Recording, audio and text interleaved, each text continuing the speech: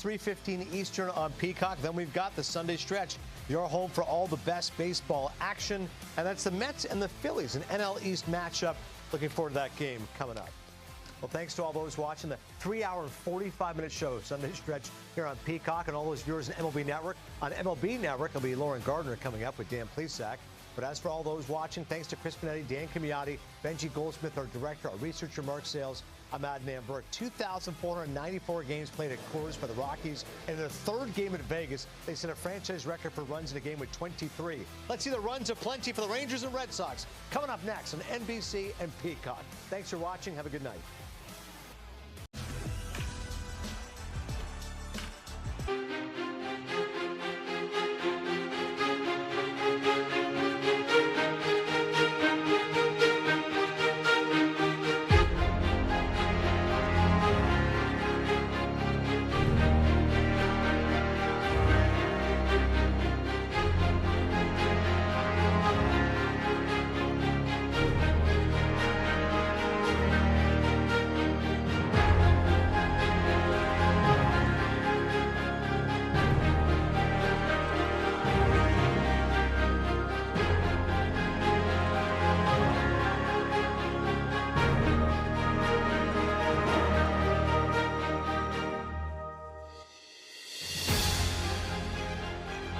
Keys to the game brought to you by Microsoft 365 with Copilot. Heading into this series, you see that batting average 237 at home, 3 runs a game in this series. OPS nearly 1,000, 16 runs in the 2 games. Still an MLB worst, 12 and 21 at home this season, Anthony, but trending in the right direction. A lot of fans in this ballpark tonight hoping that this is the start of something. Do they have the talent, though, to sustain what we've seen here in the first 2 games? They absolutely do, and they believe it on the inside as well. Hearing those guys talk the last few weeks, they believe they're going to go on a run, and it could be the start this weekend. It's very surprising that that record is that bad in this ballpark, because this is a true home field advantage throughout the league. When you're a young player coming here, the lights shine a little bit brighter here. So very surprising they're off to that bad of a start here at home, but I feel like the numbers will even out for them. We heard this week their CEO and President Sam Kennedy say it's been embarrassing. They might have to be sellers. They might have to pivot if it doesn't turn around. If they are not sellers at the deadline, what has changed for them? What is most likely to start clicking for the Boston Red Sox? I think their offense just is more consistent. That's what it is. If they can get a little bit more consistency out of their offense, it's going to be a lot better for them. Duran swinging the bat better, Durbin swinging the bat better. Contreras is going to keep doing what he's doing. So I think if they can find consistency within the lineup, I think they're going to be okay in a few weeks. But this is the time of year, 6 weeks away, where the trade deadline starts looming a little bit. Teams really start pivoting one way or another. So the players on the inside know what they expect out of thempselves, and it's on them to go out and perform. Texas Rangers struggled a bit too with their injuries, but they're in a much more wide open division. Their playoff hopes a lot better. Oh, look at Mike Yastrzemski, Carl's grandson. Some issues out left. Cue up the Larry David Curb Your Enthusiasm music there. Carl didn't have to worry about that netting back in the day. More from Sunday coming up next.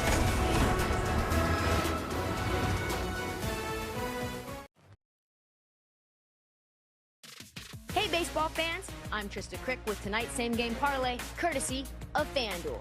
These teams are both bottom 5 in runs scored, and we don't see that changing tonight. So let's roll with the alt strikeout total for Nathan Eovaldi and Connolly Early. We've also got 2 stingy bullpens as we close with the game total under. Call your shot with the Daily Dinger on FanDuel. Make your free pick on who's hitting a home run, and if you're right, you'll get a profit boost the next day. Play your game on FanDuel, the home of home runs. Sunday Night Baseball on NBC is brought to you by T-Mobile. America's best network connects you to America's pastime. The Hall of Famer Ted Williams outside of Fenway Park. His 8.5-foot statue, 502 feet. That's his longest home run ever at Fenway this week, the 80th anniversary of that blast. No video evidence of it, Anthony. Eyewitness accounts only in this little graphic we made. Yeah, it's one of those urban legends in baseball. That seat is way out there. I'll tell you what, it's an impressive shot by one of the greatest hitters of all time, Ted Williams. Your longest home run, did it approach 500 feet? No, I would like to think it did, but it wasn't even close. 475. That's not too far away. Yeah, off the Texas Rangers, actually. Natalie Feliz there. I would believe I was 0 for in the game. Young Anthony Rizzo right there. That was an angry swing.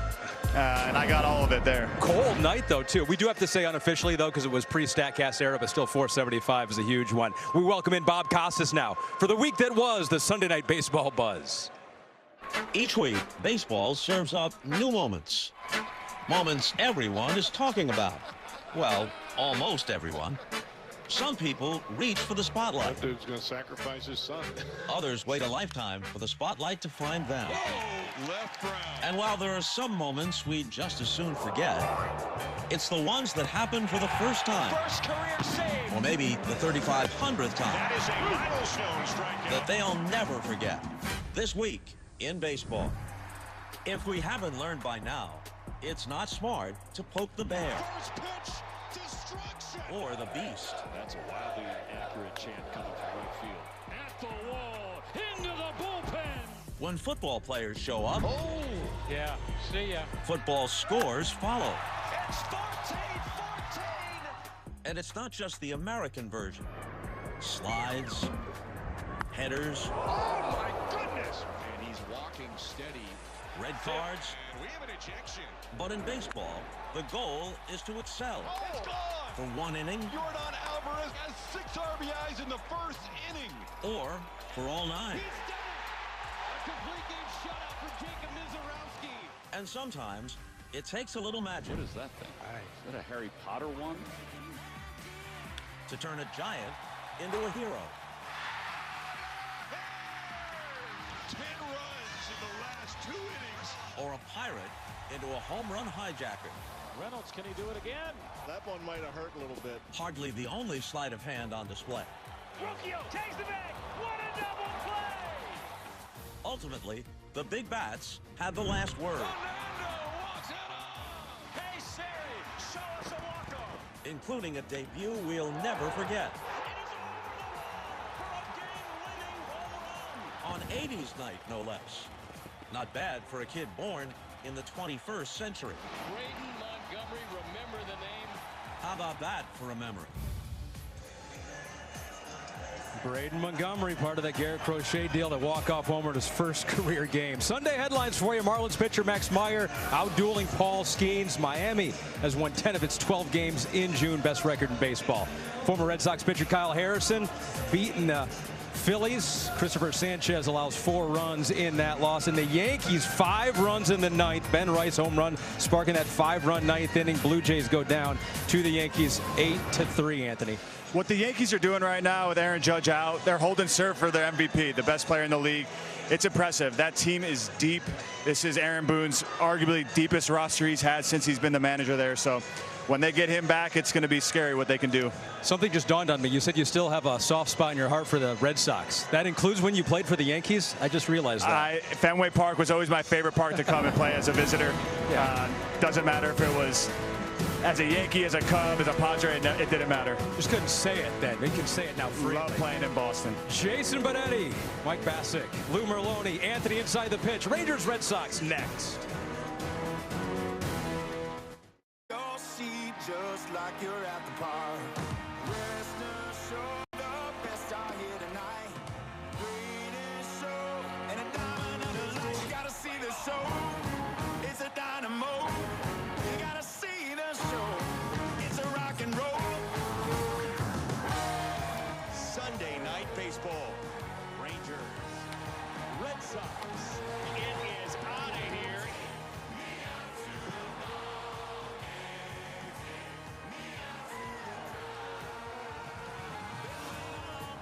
For the stars who come and play. There's one thing left to say. Sunday night, Sunday night. Welcome to the show. Sunday night, let's go. Welcome to Sunday night. Come and see the. Come on. See the show.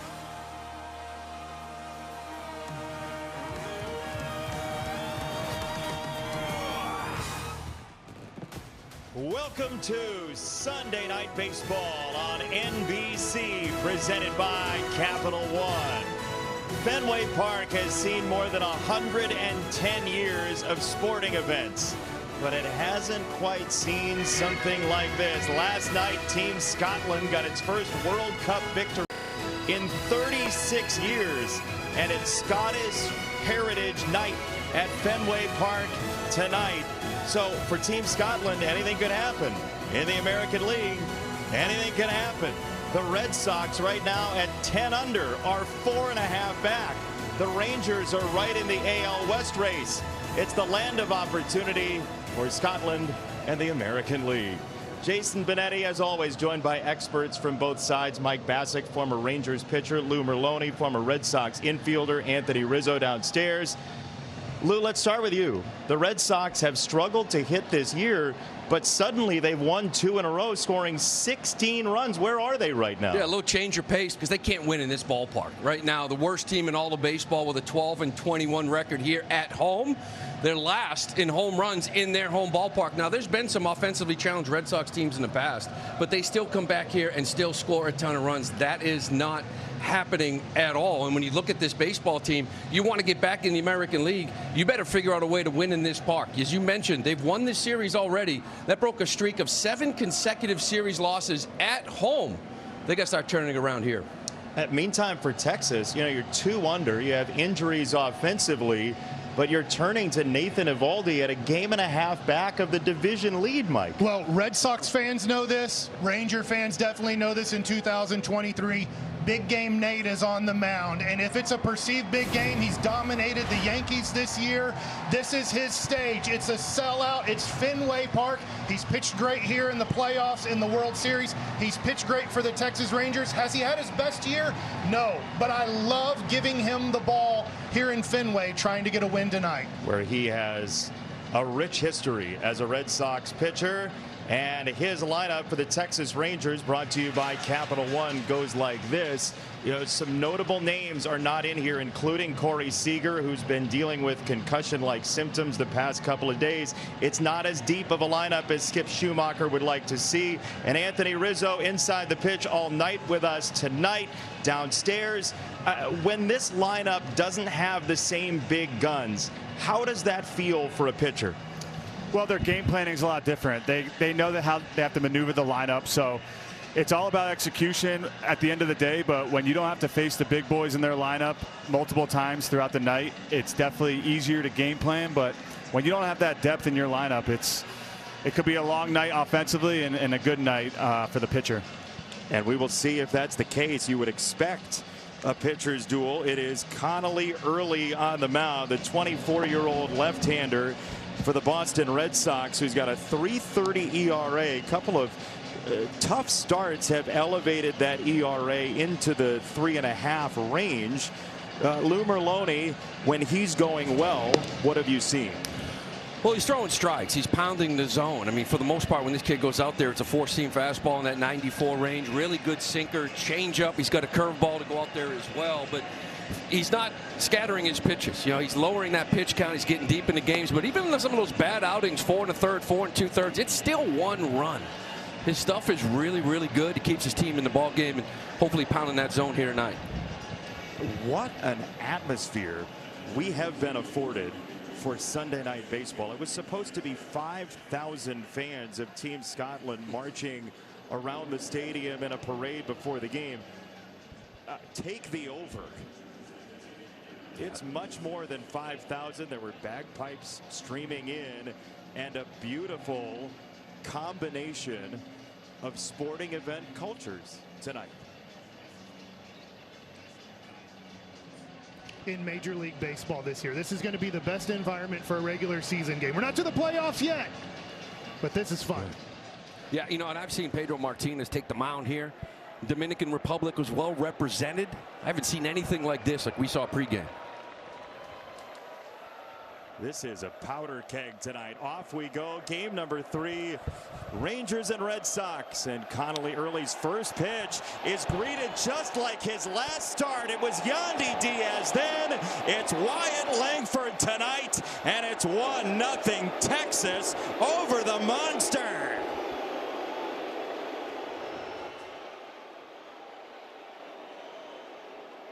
The party has started for the Texas Rangers and Wyatt Langford. He's having a great series here against the Red Sox and ready to go first pitch.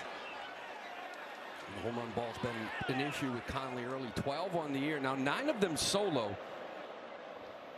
He struggled the last few games, giving up that long ball. Still attacking the zone. Like to get that fastball up a little bit more. That is 8 home runs in the last 6 starts against early. First pitch. Look out. So much for the Rangers need to manufacture runs. See it and hit it.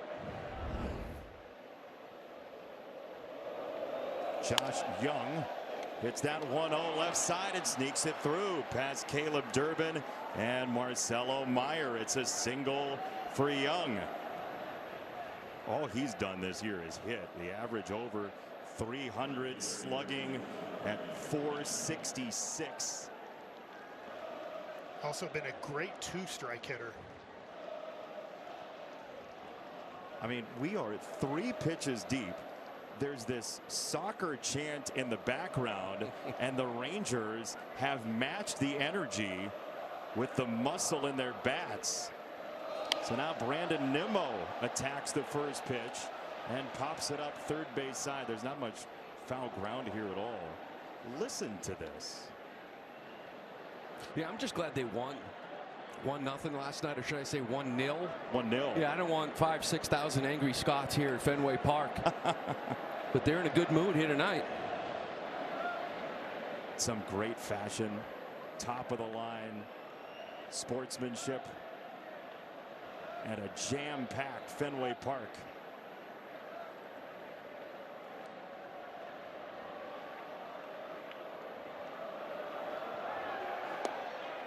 That's the early curveball to Brandon Nimmo. 0-2 to the former 10-year New York Met. You know, Conley came up last year in 4 starts, was electric in his first 3. Hadn't given up a home run in his first 7 career starts. You mentioned now 13 on the year. There's been a few games, 4 games where he's given up multiple. This is in the air, but shallow and left, and Jarren Duran makes the catch. That's the first out of the game, and it sounded like the first touchdown in the Super Bowl. Here's the Red Sox defense, one of the best defenses in Major League Baseball, and tough to say there's anybody better as a collective running down fly balls, Lou. Well, this outfield especially. They're plus 30 defensive run save. Put in perspective, the Cubs with PCA, they're second, but at 23. The third team is Atlanta at 13. I mean, the outfield covers a ton of ground, especially out in center and right. It's an enormous spread between those top 2 teams and the rest of the league. And you saw Rafaela is great in the outfield and the infield. Yeah, he's been fantastic. You know, they messed around a little bit with him in the infield last year. They want to keep him in center because he's a game changer defensively. Wilyer Abreu, back-to-back Gold Gloves. And if he stays healthy, he's on his way to his 3rd. With a tremendous arm out there in right, Abreu. 0-1 coming. That's fouled away. 2 strikes on Duran, who's been so important to the Rangers this year. He has. He's had to fill in because of the injuries to Seager. He plays all around the field. They'd like to make his primary spot second base. If you look at second baseman, he's leading the league in a lot of categories. Tell you what, Abreu playing very shallow in right field. When you have that kind of an arm, you would imagine you could play even deeper. 1-2. I mean, from his position in right field right now, that's fish in a barrel to home if he's got to. Well, he shuts down a lot of the running game, to first to third. A lot of shallow fly balls where guys hold up at third, don't score from second. Saves a lot of runs out there. Both he and Rafael are first step elite. 2-2 on Duran. Cedar Rafaela, I was going to say he makes it look easy, but he's doing that for me right now. The joy he plays with, we chatted with him for a little bit before the game, and that smile is omnipresent. It's always on his face. 2-2. That's clipped foul right at the plate by Duran. Is that good changeup from Conley early? Like I mentioned, it'd be that 4-seamer. He likes to run it up and into righties, sinker down and away. And that changeup. Now, it ran into some problems against the Orioles. It was cutting a little bit rather than that fade, and it got hit around. But usually when it gets going, it's a really good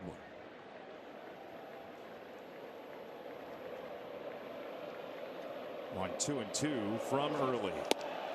That is strike 3. Snap throw to first by Narvaez is not in time, but Duran is out and he's going to challenge.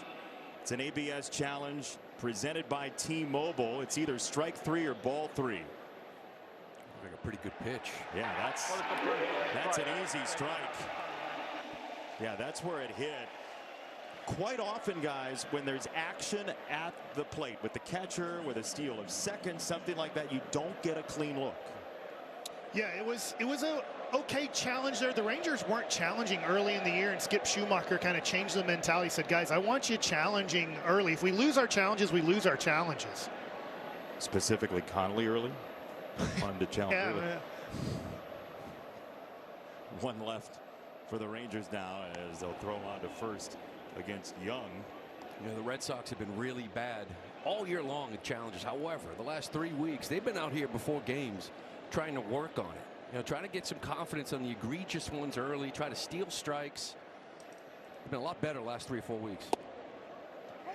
Just watching pitches before the game? Yeah, they would move it around with the pitching machine. They'd have it up on the big board here, and they would have you sort of, you know, an umpire behind the plate, a coach would call a strike or call a ball, and they would kind of leave it up to you. And they just started to see pitches more, focusing on it. 0-1 to Jake Berger. And 2 strikes.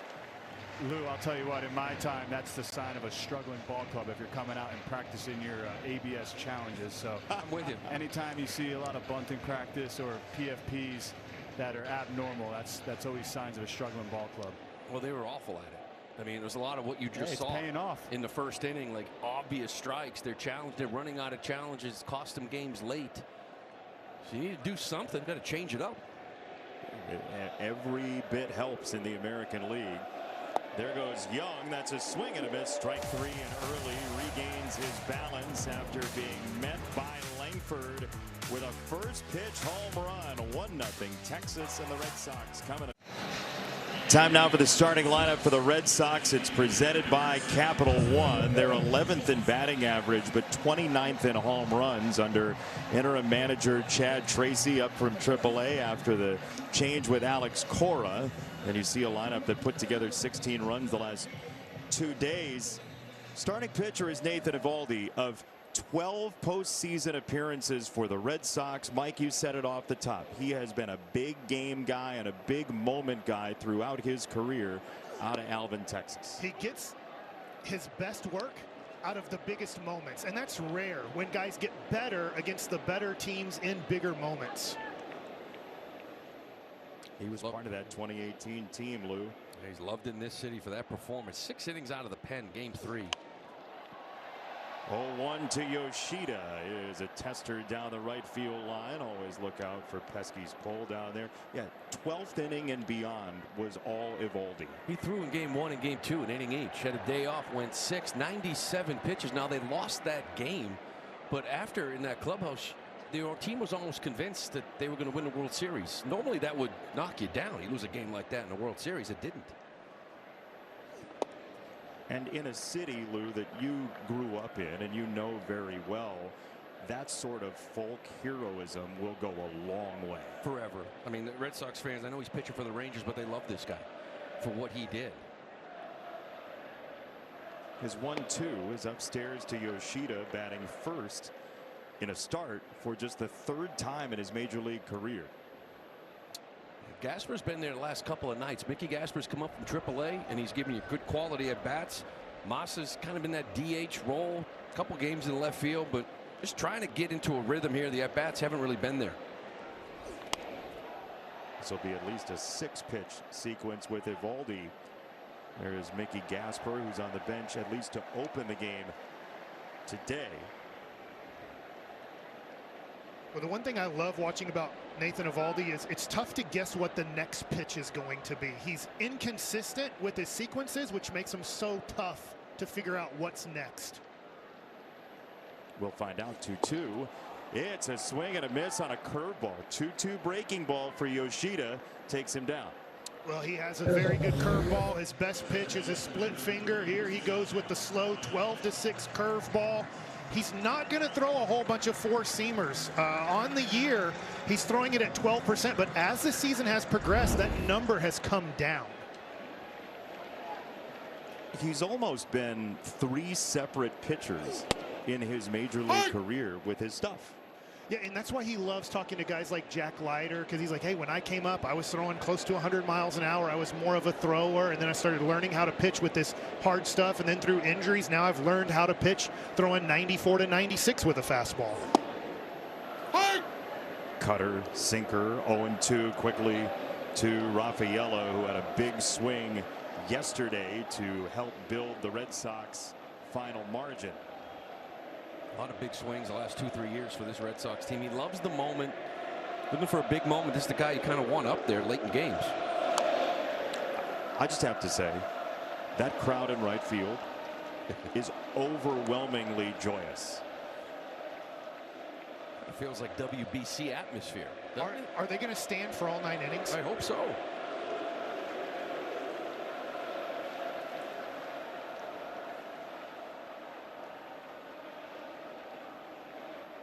I think many of them have slept. No. Swing and a miss on a splitter. Mike, you said it, and then Eovaldi teed it up. That's 4 different pitches, the last 4 throws. Yeah, it's so tough as a hitter, but as a pitcher, to be able to execute 4 or 5 pitches in a game and feel confident with them is not easy to do. Usually you'll have 2 you really like, a third you can go to, but Eovaldi has 4 or 5 pitches that he'll go to, and he'll totally change you up the next time you're up to bat. Anthony Rizzo is inside the pitch with us. So as Abreu walks up to the batter's box as a lefty here, you've seen that sequencing. Where's your mind, Anthony? Well, I feel like with Eovaldi, he has these pitches. He throws strikes. So you have to be aggressive, and you have to set your line of where you want to go. A pitch like that up is what you're looking for. Obviously, he missed it, but you need to set your sights high and not chase anything down in the dirt there. Brandon Nimmo making friends with a souvenir, 1-0. During the hitters meeting. You didn't get the memo. Guys, just let me know what you talked about. 1-0 to Cody Freeman, who takes a called strike at the very top of the zone. 1-1. You know what I love about Conley is his path to the big leagues. This wasn't a hard throwing kid, you know, as an amateur like you see a lot now. He military family, wanted to go to Army, was 82, 85. So fastball, changeup, but he knew how to get guys out. All right, didn't have much weight on him, got bigger, got stronger, transferred to Virginia, got up to that 90 miles an hour. That's when the Red Sox drafted him. 90, 91 for the most part. Up the middle, base hit. Freeman has a single, 2 on, nobody out for Higashioka.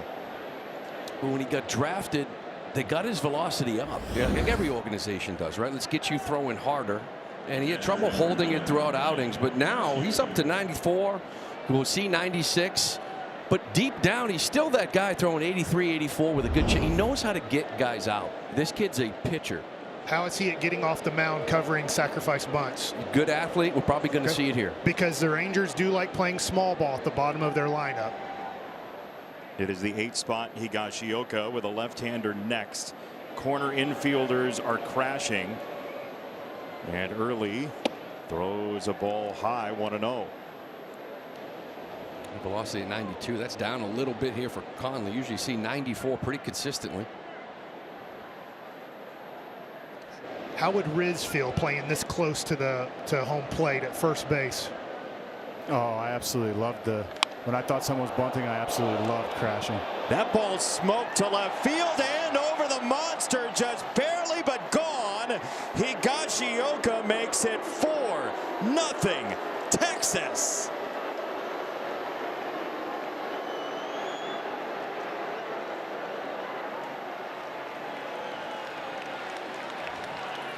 That was a nice bunt over the fence right there. Went a little further than Skip Schumacher even hoped, and that little one is very happy he came to the ballpark. You just never know when you come to the ballpark what can happen, and the Rangers with a depleted lineup put 4 on the board early, struggling with power, and 2 home runs in 2 innings. That changeup we talked about, he's gotten some trouble with.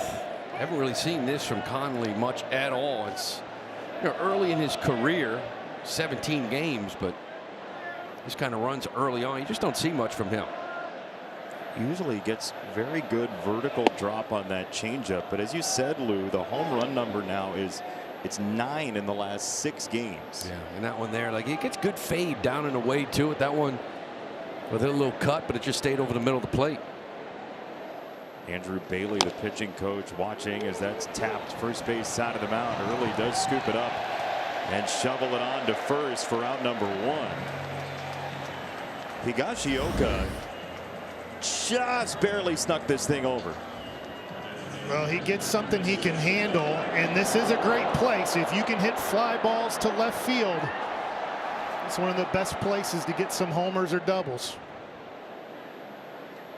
So the Red Sox, though, have not played to this ballpark as they typically have.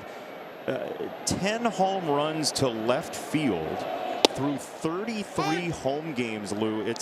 It's the lowest total since '09, as far back as our friends at Sport Radar can go with that stat with this wall. Yeah, that's why the last couple of nights was pretty eye-opening. The Red Sox put 10 runs and then 6 up. Another fly ball to left. This to the warning track.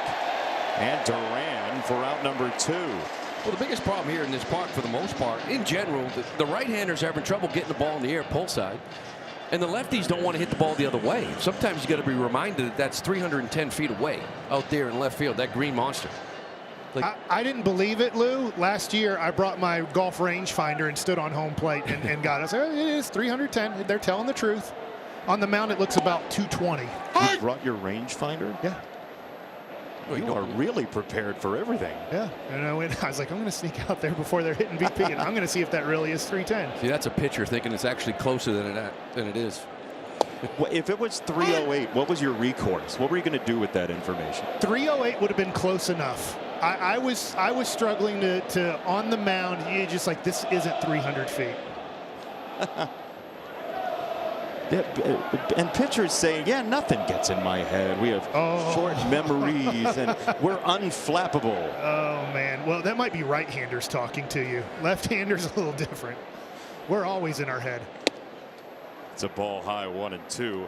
I love that when you say you're going to bring your rangefinder to the ballpark, they drop down your credentials off the scoreboard. Did you notice while you were saying that? Here's the guy that's saying that. Well, just being an honest man here. We appreciate it here on Sunday Night Baseball. 1-2 for Young.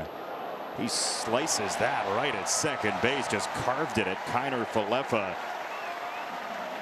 Kyle Higashioka, a 3-run shot over the green monster, and the Rangers have a 4-0 fireworks display.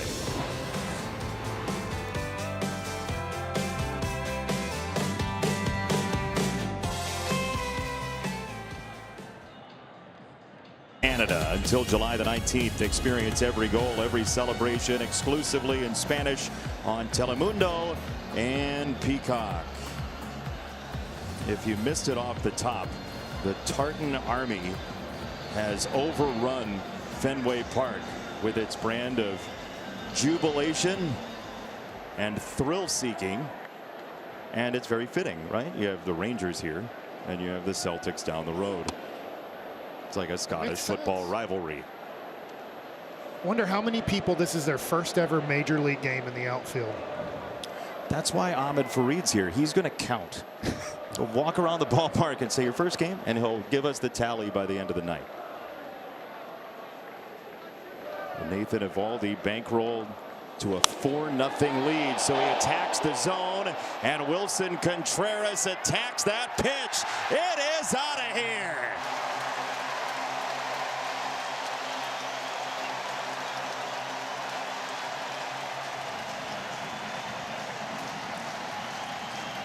Well, an offense that's really struggled to find power. They're last in baseball in home runs. Wilson Contreras has delivered all year long. That's number 15 on the year. You know, the veteran in this club in the middle of this lineup, and he's been good just from day one. Big part of this offense, and they really need this guy to go here for this offense to click.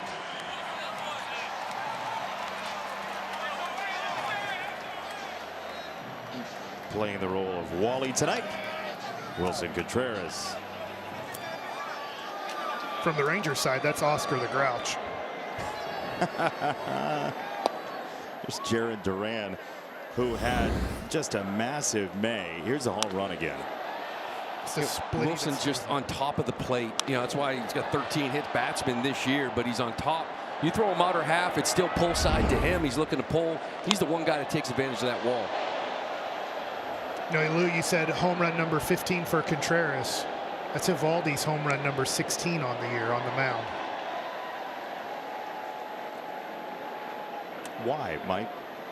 Well, his fastball has not had kind of the elevation, that quick rise at the end where he's getting swings and misses. And so he's going away from that pitch. That was, I think, a splitty that he got the home run on. But that fastball, he needs to find better. I don't know if it's command, but just that little zip at the end above the zone to get some swings and misses, to get that splitty, which is very good. When it goes below the zone, gets more swings and misses on that pitch too. FanDuel is the home of home runs this season. Here's a live look at FanDuel's home run odds for tonight's game. Perfect sponsorship integration. We've seen loads of home runs. This one is carved to left field, and it's right at Cody Freeman playing in front of the Green Monster. It's just his 5th game out in left field in the majors, but he handled that well. Well, the Rangers have dealt with injuries here at Fenway. Yesterday, Michael Hellman, outfielder, got hit with a 102-mile-an-hour pitch in his hand. That's broken. He'll be out for a while. And Evan Carter made a very nice diving play in Game 1. He hurt his oblique, and now he's on the IL. So the Rangers kind of have a second baseman out in left field. You never want a kinda in front of the Green Monster. You're looking for a we're sure. But talking to Skip Schumacher before the game, we were saying, you know, how's the offensive adventure been? He said, you know, a couple days ago we thought we were finally going to get completely healthy, and then suddenly you get broadsided by a collision at the plate, and then the Carter injury you're talking about, and now you're picking for bats as Durbin gives a look to Jonathan Parra, the plate umpire, but doesn't challenge.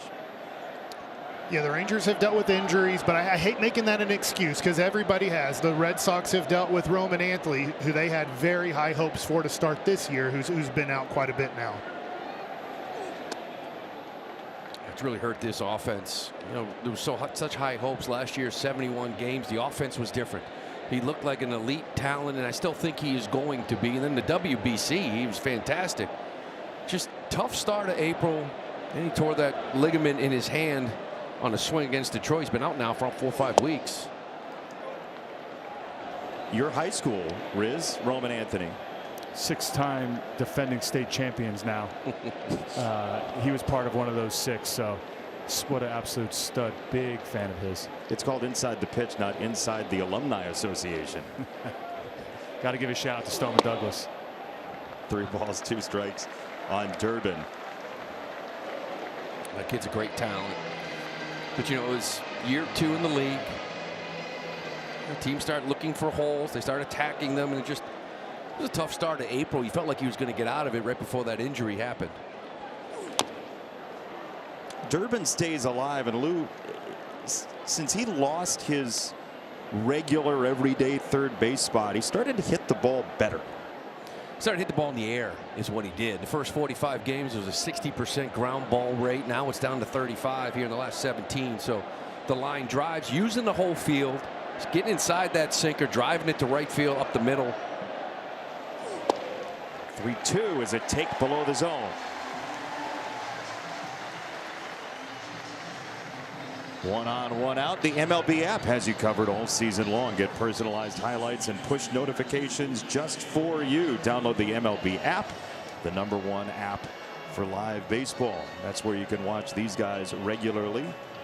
Mike Bassick, Lou Merloni with Rangers TV, Red Sox TV with their regular partners Dave Raymond and Dave O'Brien. 2 wonderful guys named Dave, and wonderful play-by-play announcers as well, whose job I am stealing for a night. You're my favorite, Jason. That's on the record. Hopefully Dave Raymond's not listening right now. Favorite Jason. Strike 1 to Kiner Falefa. So glad to have you along for Sunday Night Baseball tonight at Fenway Park. You know, getting back to Durbin, yeah, elite defense at third base, and that's not easy to do when you struggle offensively, especially when you come into Boston via trade. where they had Rafi Devers and they had Alex Bregman, and in comes Caleb Durbin, his second year in the league. Put a lot of pressure on him early on. Up the middle, does it have enough pace? Yes, it does, to cause a juggle from Foscue. And the Red Sox have something brewing. 2 on, 1 away. IKF has really filled in since that injury to Story. Meyer went over to shore. He's been playing second base, third base, shortstop, doing the job defensively, still getting his hits in the bottom third of the order. And a beautiful little infield knock here. That cat's a Texas Ranger. They put him behind the dish for some games. 73 games in 2 years as a catcher. I mean, that's a guy who says, I'll try it. And he's a very talented defensive player. Very confident guy, too. He's over at first. Meyer, the batter. He's only seen 14 out of 34 fastballs in this series so far. Oh, my goodness. That one ends up in Natick. It got away a little bit, didn't it? Or there was a bull back there he was trying to hit. After such a wild pitch like this from a guy like Eovaldi, I am almost auto swinging here if I'm Meyer, knowing that he's going to come back with a strike. It's going to be a strike. I just don't know what pitch it's going to be. Really, after that? 1-0. That's below the zone, 2-0. But that's where your mind is. Like, he's going to correct. Yeah, he pounds the strike zone all the time, Evo. So I feel like when you're in plus counts, you really have to be aggressive off him. Like this one here, 2-0. Durbin at third, Kiner Falefa at second. Well, you see that split there, 2-0. I mean, this is the book on Marcelo. You know, he can hit a fastball, and that's the most important thing at this level. If you can't hit a fastball, you're probably not at this level. But the off-speed pitch, whether it's split, changeup, 6 for 45, 133 batting average, he's done a better job with it. But teams just continually, if you have a changeup or a split, attack him with it. No fastballs yet. 2-1. On the ground, first base. It'll get a run home. It is out number 2. And the Red Sox chip away. RBI for Meyer. I'll tell you a smart thing Eovaldi does here as a pitcher. He doesn't cover first there. And you're like, why would that be smart? Because he always covers first. He wasn't sure if Berger was maybe going to charge and throw home. So he wanted to make sure to keep that a clean lane just in case. So you usually always cover first, but right here he's like, I'm going to stay out of the way of Berger just in case he wants to throw it home. Berger decided to take the out at first base, 2 down, and now Carlos Narvaez, who's seen his playing time diminish after a strong season last year for the Red Sox, takes ball 1. Yeah, and a lot of that's to do with the bat of Mickey Gasper. You know, he came up here in some DH roles, started swinging the bat. They started putting him behind the plate. Kind of came up as almost a third catcher, but he's been catching almost 3 out of 5 guys through the rotation. It's another one of these young guys too, Lou, that we were talking about, that come up and they project him to maybe be all-stars or have this many games or this many at-bats. But this league will find out what you're about real quickly, and they will make adjustments, and it's on you to make adjustments back. And we're seeing that with Early too. The league's making adjustments to him, and it's up to him to make the adjustment back. Here's a roller, third base side. Young on the charge. Tough play. He got him. Outstanding effort by Young to keep the score 4-2. But the Red Sox get a homer from Wilson Contreras and an RBI from Meyer. We got a game tonight at Fenway.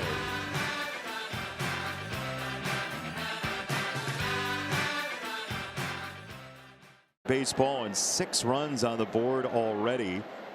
Couple of homers for the Rangers, and Brandon Nimmo stands in. He has been one of the hardest luck players in Major League Baseball this year. He's hit the ball harder than his numbers would suggest on the back of the page. It's our StatCast presented by Google Cloud. Ahmed Fareed went up to Brandon Nimmo and asked him about this very thing, how he feels about it yesterday. What did he say, Ahmed? Well, I'll tell you what, Skip Schumacher and the coaching staff came up to Brandon, told him those expected numbers. His OPS expected was 150 points higher than his actual OPS. And so they told him just to trust the process. The results will come. Nimmo told me that something similar happened to him in 2024. It was a really long interview, Jason. He was very gracious with his time. And I told him, I said, so what did you finally do to break out of the slump? By the way, I'm in the Tartan Army right now, if you can't tell. Oh, yeah, we can tell. He told me that he gave a lengthy interview, and then right after that, he started mashing the ball. And so I was the guinea pig this time for Brandon Nimble. So maybe after our interview, he'll start hitting the ball. But that is beside the fact, because a football match is broken out here in right field.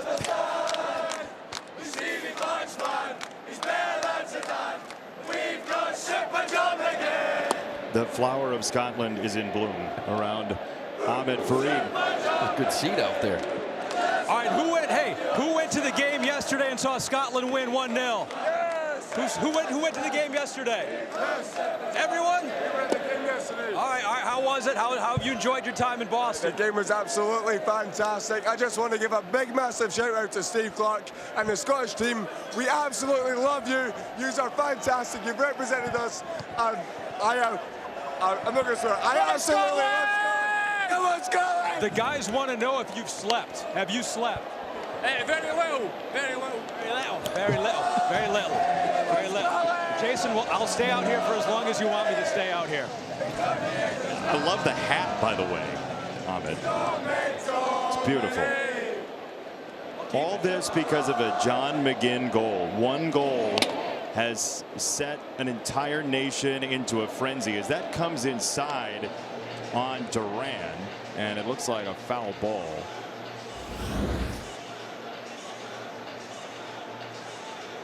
Got the Narvaez' mask. Rangers don't need any more broken hands from pitches inside from the Red Sox. You've had your fill. Yeah. I'm sure Hellman has too, man. He had that thing casted up. I felt horrible for him. 2-2 is fouled away by Ezekiel Duran. Watch the hit on Narvaez, by the way. Square. So you want to be a catcher. Tell you what, mask technology, you see it absorb the concussive effect. It's gotten so much better. Well, a lot of guys won't wear those because they do like the two-piece, saying that it does, when it hits you square, it does a better job of absorbing. So you don't see too many guys wear the hockey mask. Narvaez ready to catch the 8th pitch of the sequence. Strike 3 called. Pinpoint on a fastball against Duran.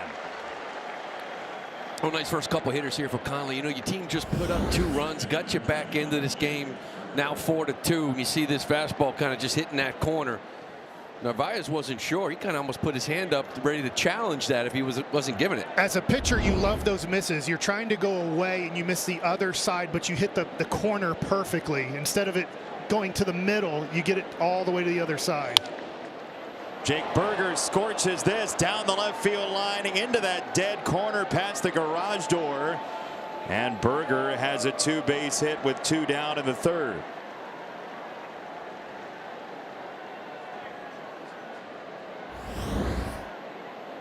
Well, Berger loves the ball up, and he also loves the ball inside. He gets what he likes and does damage. I mentioned the importance of Conley keeping it here. Now they were down 4-0. This year, when the Boston Red Sox trail by 2 runs or more, they are 1-36. Trail by 2 runs at any point in the game. At any point, down 2-0, 1-36, and a lot of this has to do with the fact they're last in baseball in home runs. The lack of pop to get them back into a ball game. That's a called strike, and it looked like it might have been worth the challenge for Foscue, but they're down to 1. Probably enters your mind that you know you have 1 left.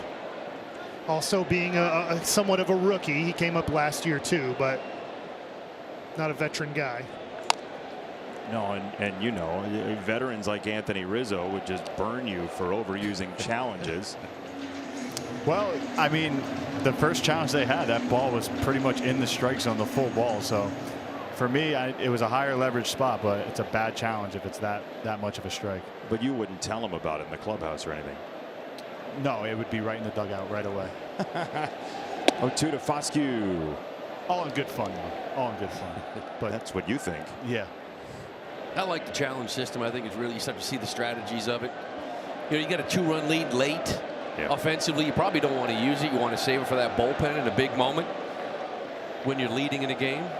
You see teams almost deploy it like they would a defensive replacement, right? If you're up 3 in the 8th inning, you bring in your defensive guys and you don't challenge offensively. 1-2 to Foscue.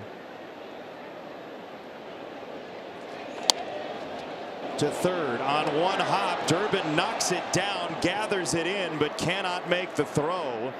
So 2 on with 2 out for the Rangers here in the third. This ball kind of eats him up a little bit. You know, off the bat, you think this ball's barreled. You realize maybe get in on him a little. So as an infielder, I think he kind of thinks it's almost like a step and a dive. I'm going to have to reach for it, but it's not hit so hard. So now you stop and end up getting it off that palm of the glove. I just love putting the ball in play with 2 strikes. I hear, well, a strikeout, a ground out, a fly out, they're all the same. They're an out. Well, you hit the ball, maybe a mistake is made in the field. Even one of the best defensive teams in Major League Baseball, it'll happen as the Rangers have piled up 7 hits. And there's ball 1 to Freeman, who, remember, got 2 fastballs in the second and then punched a changeup to center for a base hit. Should be a good time for someone to go in and just calm down early. It's a big spot in the game to keep this game within 2. If he gets out of this, just go kind of give him a breather. Say you're good, we got your back, and just give him a little reset, being down 2-0 in this big at bat. You would do that as a first baseman, yeah? Absolutely. Just go and talk to him a little bit. Just calm his nerves a little bit. He's been off to a little shaky start, but this could be a big inning to hold a lead right here. 2-0. Freeman tips it foul. 2-1. It's a good sinker there. Already 7 hard hit balls off Conley here in this 3rd inning.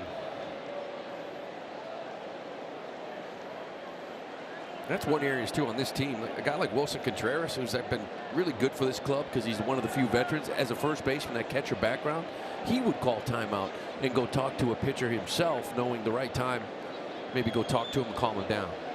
Especially with the pitch clock too. The pitch clock can speed up the pitchers so much. They get into a little bit too much of a rhythm, and it could help them, and then it can hurt them on the other end of it. He's going to throw to first. Sometimes a pitcher will even do that to give himself a moment. He probably did. Foscue is not much of a threat here to steal second base, so that gives you an extra 10 to 15 seconds to catch your breath.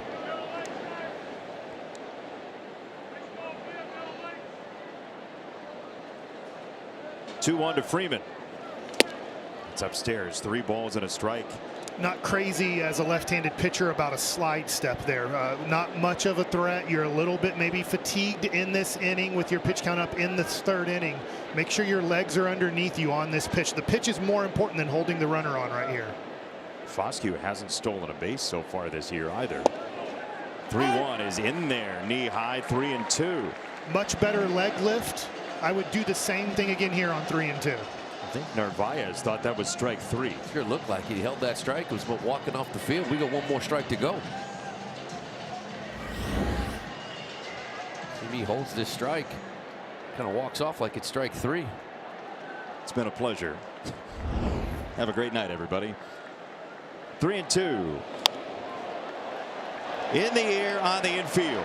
Kiner Falefa waves for it, backs up and makes the catch, and early does navigate out of traffic in the 3rd at Fenway.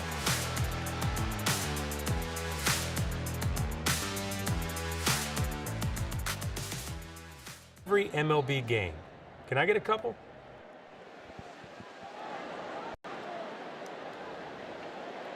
Bottom 3 at Fenway Park, where they adore Derek Jeter.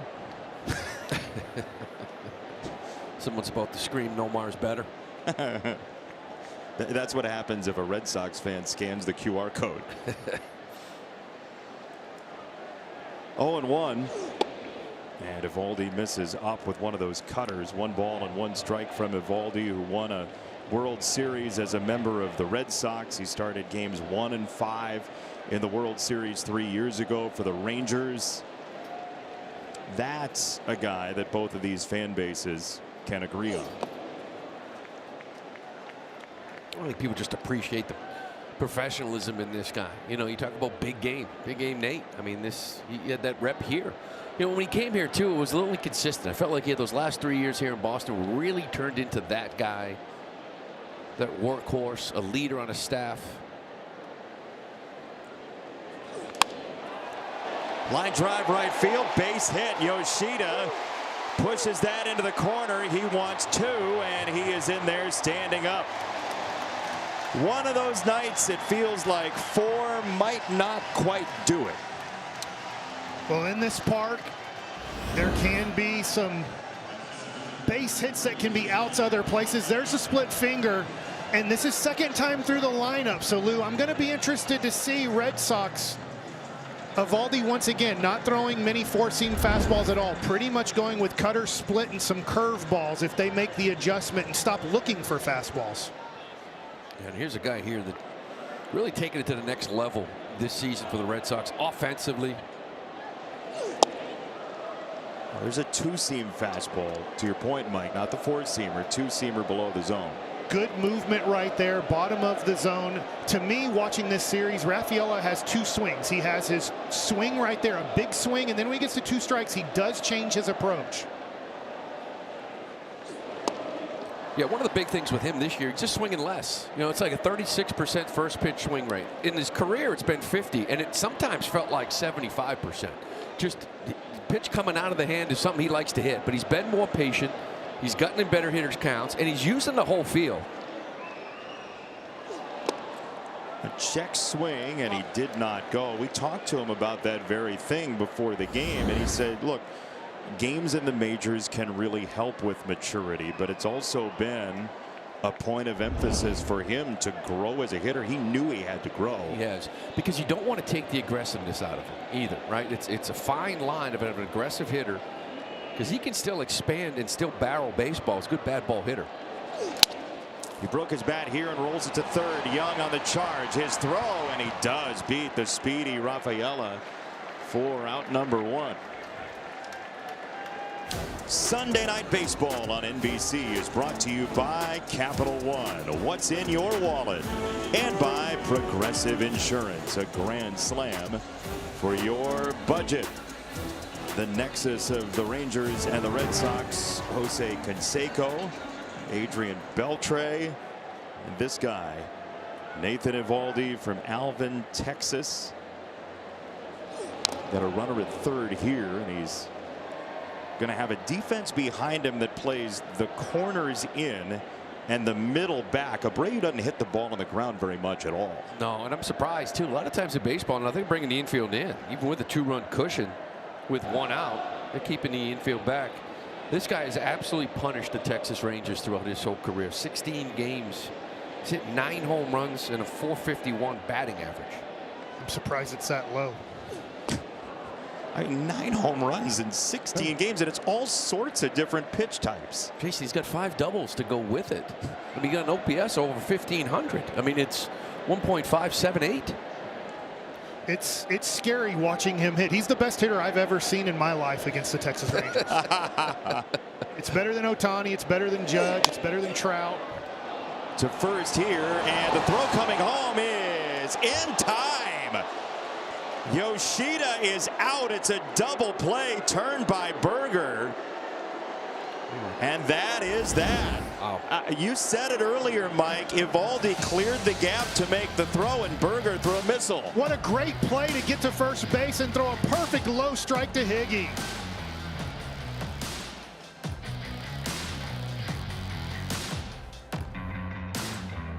Texas with the lead on a double play turned by Jake Berger, coming home to Higashioka. on an oncoming Masataka Yoshida, and the first pitch in the fourth is inside. Not much of a jump here for Yoshida. No, he's not far off that bag at all. A little hesitant, flat-footed, didn't get a great jump on this. The minute Berger went to first, I figured they were giving up the run. And that maybe small lead, bad jump was the difference being out at home. Even the way Berger took the ball to the bag, it looked like he was going to give up the run. He almost got that foot in. Yeah, it looked like he was giving it up and then looked up and said, I still got a shot. Strong effort by Berger, and it holds the score at 4-2. And how often do you see it? The guy on the back end of a 3-2 double play leads off the next half inning. For 2 homers today. That's a slider that was barreling inside on him. 2-2 for Higashioka.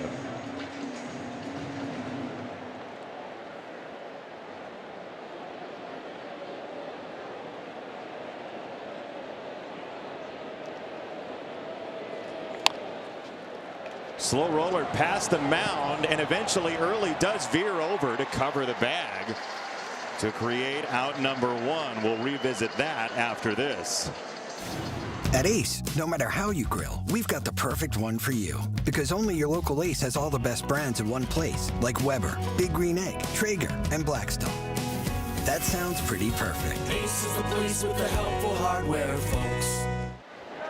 Mike, that's not exactly the choreography as you script it in rehearsal. I hated those. You practice them in spring training, and there's really not supposed to be much communication at all. You go for it, and if you can't get it, then you veer off and go to first. And as a lefty, it's really tough because when the first baseman's feeding you the ball, your glove as a righty, your glove being on your left hand, it's easier to catch it. This is a really good feed from Contreras and a good job of Early squaring up his chest to the throw. He stayed calm even though he thought that was his ball early. Yeah, it's just if you can't get it, they don't want you diving for it or really lunging for it. You want to trust your first baseman. Enormous chopper here. Nasty play for Meyer, and he wasn't going to make that happen. We have seen some wild crisscrossing of the diamond from the baseball already tonight. Yeah, that's a nice pick here by Marcelo, but just too fast down that line. Ball was hit too high, not going to have a chance. You know, Marcelo's been in short now since Trevor Story's gone down. Hasn't really had a lot of action, you know, in games, whether it's left and right, to kind of see the range. But plus defender, great hands, and you saw it there in that pick. Here's Langford, who homered on the first pitch, and I believe a pitch timer violation has been called. But you can't be so sure tonight. With the Eovaldi ball that went to the backstop, time got called in the middle of the throw by Early, so it's ball 1 on the pitch timer violation. We've had 2 throws that I'm sure neither pitcher know who this is, but these kind of look like Lynn Barker back in the day throwing a pitch here. What a pull. Wow. My father was on that team. He said Doyle Alexander wasn't happy because that was the go-ahead run that Doyle got an L on that wild pitch. It's a 1-0. It's outside. 2 balls, no strikes on Langford. You know, Connolly Early, you alluded to it, Lou. He's a guy who's built to be resilient. Both of his grandfathers served in the military, one in the Navy, one in the Army. Dad Todd was in the Air Force. That ball is crushed foul down the left field line. It was always Connolly Early's dream once he saw the campus to go to Army, which he did to start his collegiate career at West Point for 2 years before transferring for his final season at the University of Virginia. Look at that little skinny kid there, right? That's what we're talking about, that low to mid 80s kind of guy when he showed up on campus after a couple years, went to Virginia. But he is a composed kid. You kind of saw it on that play there. Quick feet too when he got to the base. Kind of stayed away from that changeup since the first time around.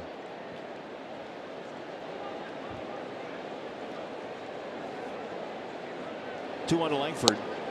It's inside. 3 balls and a strike. So Anthony, downstairs, you're at 3-1. I know you're a lefty, but you're at 3-1. You've seen the stuff already twice today. Where's your mind if you're Langford? Well, you got to zone them up. Where my mind is how they pitch me throughout the series, how the starters pitch me, how the lefties pitch me.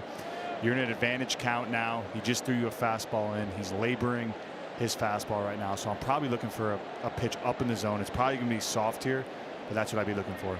We've seen 80% fastball in the series, and that's why they go away from that tendency with a curveball.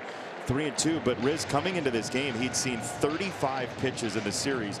28 were fastballs, suggesting he'll get one here, right? No, well, he bridged him first pitch on the fastball, so he's kind of shied away from it. I would expect something soft again here.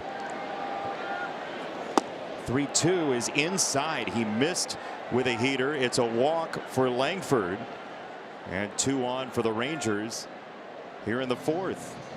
Look, for Langford, good at bat. The Rangers drafted him 4th overall, promoted him to the big leagues very quickly. They want him to be a franchise-changing player. They want to be able to build the lineup around Wyatt Langford for years to come.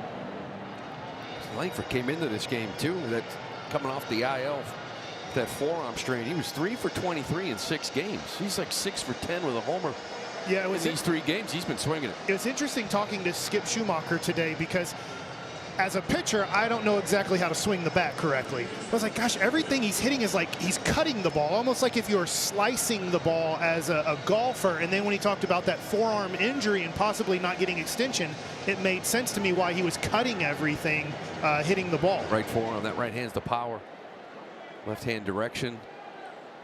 He's got the power back in this series. He's on. Osuna's on. Ball 1, as the Rangers have had multiple base runners in every inning. It's a hot night, and Early's up to 65 pitches already with 1 out in the 4th. Some of his misses here have been big misses too. If he goes miss or middle, the Rangers could take advantage. 2-0 on Young. Yeah, you mentioned he's had some misses. You know, he come out early wanting to be aggressive with the fastball and pound the strike zone. We talked about it. There's some bats missing in this Ranger lineup. They just came out ambushing. They came out swinging first pitch early on, and now he's trying to find it. 2-0 is downstairs. 3 balls, no strikes. And this is a Red Sox bullpen that had to rifle through its relief corps to get a win yesterday. They used a grand total of 5 pitchers out of the bullpen as Tommy Kahnle, changeup expert, gets ready in the Red Sox pen. 3-0 to Young. He takes a strike. Yeah, but Joe, they had an off day on Thursday. They got another one tomorrow. So it's not really all that used up. I think most people will be available out in that bullpen for Chad Tracy. Figure maybe only Guerrero, who's thrown 30 pitches the last 2 days.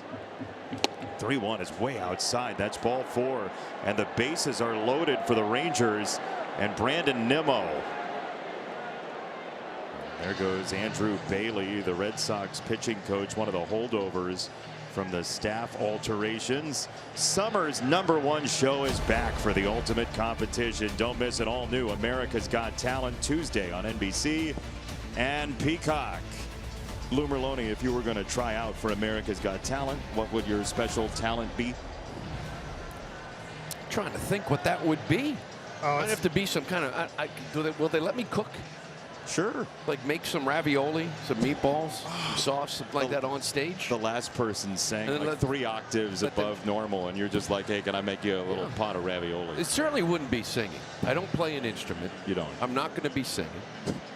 I'm a great baker, so if you do the main course, I'll do the cookies and cake. Also, I had a pretty good talent too. I always backed up the bases. Wow. Almost riveting television on America's Got Talent. Here's most Mike hitters, Bassick. they're like, I tell you what, you might not throw good pitches, but boy, can you back up a base. Golden buzzer. Here's Brandon Nimmo, first pitch swinging. It's a fly ball to left field toward the monster. It is off the top of the scoreboard, ringing back in. 2 runners are in, and it's 6-2 Texas. Langford almost turned Osuna into lapped traffic on the way home, and the Rangers continue to pound away. Well, there's the expectation. Expected double, and Langford does a great job of reading this off of the bat. Makes it an easy score. For visiting teams, it's not that easy, Lou, to get that good of a read off of the bat. No, and that's one of the advantages you try to be if you're the Boston Red Sox, right? Try to have teams have bat reads off the monster. You have the right ones. But you mentioned it, you can get out there, you see it. Once you see Jarren Duran kind of turn his back, you should already be towards second base, able to score on that double. Such strange bounces off that wall. Tall chopper to third. That's Durbin for out number 2. I mean, there's that ladder out there. There are the panels with the numbers, and then there's that ledge as well, the second tier before the wall proper, and that hit just above that scoreboard and rang almost truly right back out. And Cedon does a nice job kind of being there as well, maybe preventing another run from scoring. Last year we actually had Nate Eaton hit a ball off the wall off that ladder. It's the first time I'd ever seen it. They've left it up there. That's how they used to get the home run balls when it wasn't seating up there. I like that they've left it, though. It's nostalgic. Yeah, they wanted to leave it, but you always wonder, okay, the ball's going to hit that ricochet around. Last year it happened. The bounce was wicked, I'm sure. Good luck. 0-1 is way outside. A lot of arm side misses from early here. And with that bullpen as, you know, as usable with the off day coming up, Lou, it's interesting that he's still in for this at bat against a guy who in his career has hit lefties well. Yeah, and even with Nimmo up there as well, you know, after that meeting, you want to throw strike one, lefty on lefty. Gave him a fastball, he didn't miss it. Trying to get some length here. Inside, a challenge coming. ABS challenge presented by T-Mobile. It's very close. Narvaez knows he needs something for his pitcher, and that is a ball. And you saw the reaction from Narvaez. Yeah, that's trying to bail out your pitcher, right, in a tough spot. Take a shot here in a big spot in this game. Try to get him ahead 1-2. The whole at bat. 1-1 count's a big count.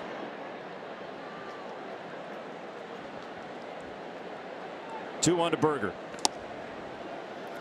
With these big misses, that's a big miss. Is as a pitcher, I do have first base open, but in some of these cases, I have to now look more towards the middle of the plate rather than trying to hit edges, and that's when you can have a lot of damage against you. Especially an A swing of Jake Berger, which he took there, and he hits a towering pop-up to the right side of the infield, and eventually it comes down to Contreras. But the Rangers get 2 more on Sunday Night Baseball.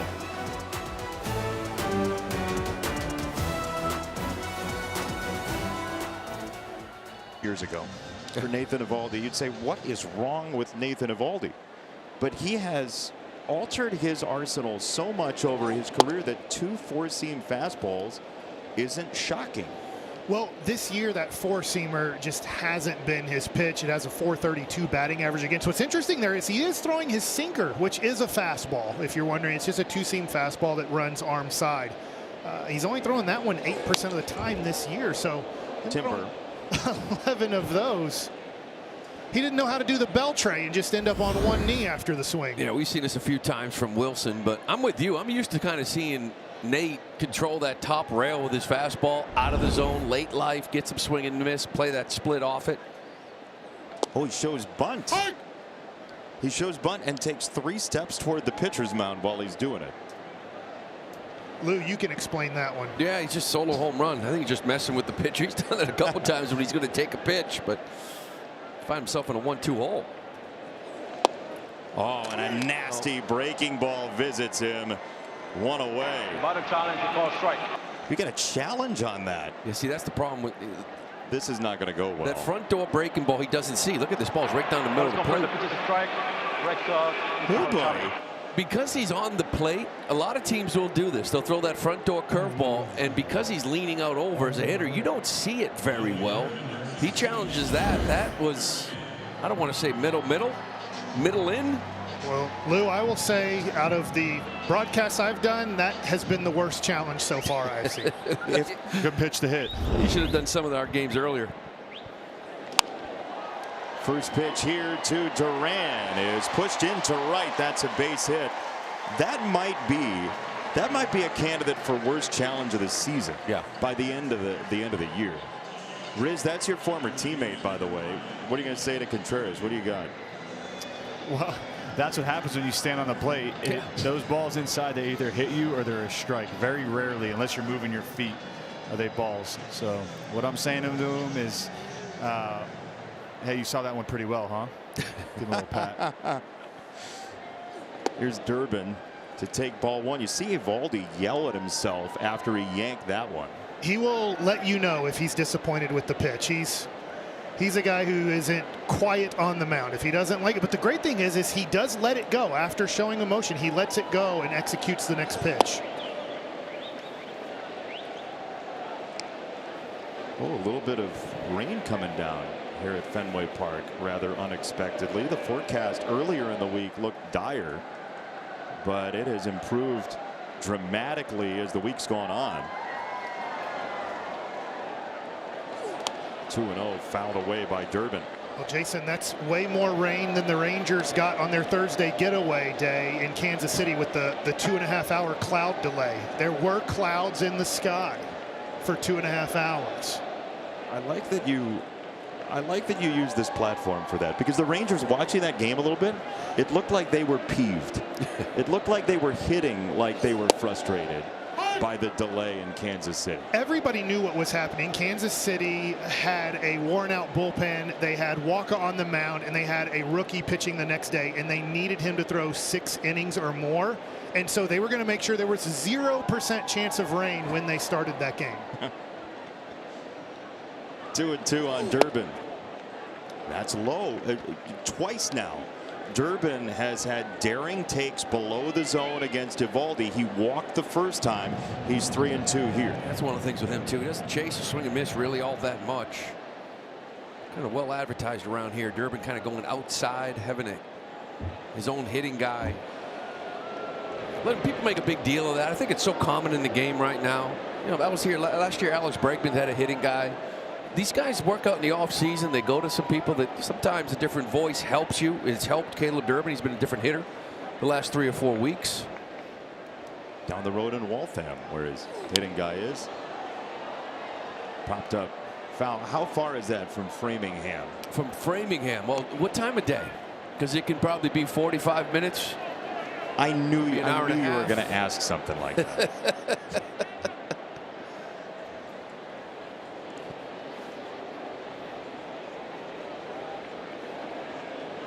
We'll get a big map up here if you want to do it instead of the Sunday Night Baseball banner. 3-2, right back to Eovaldi. He'll spin it to second. The onrushing Foscue turns 2. And the Rangers get out of it as Eovaldi starts a double play.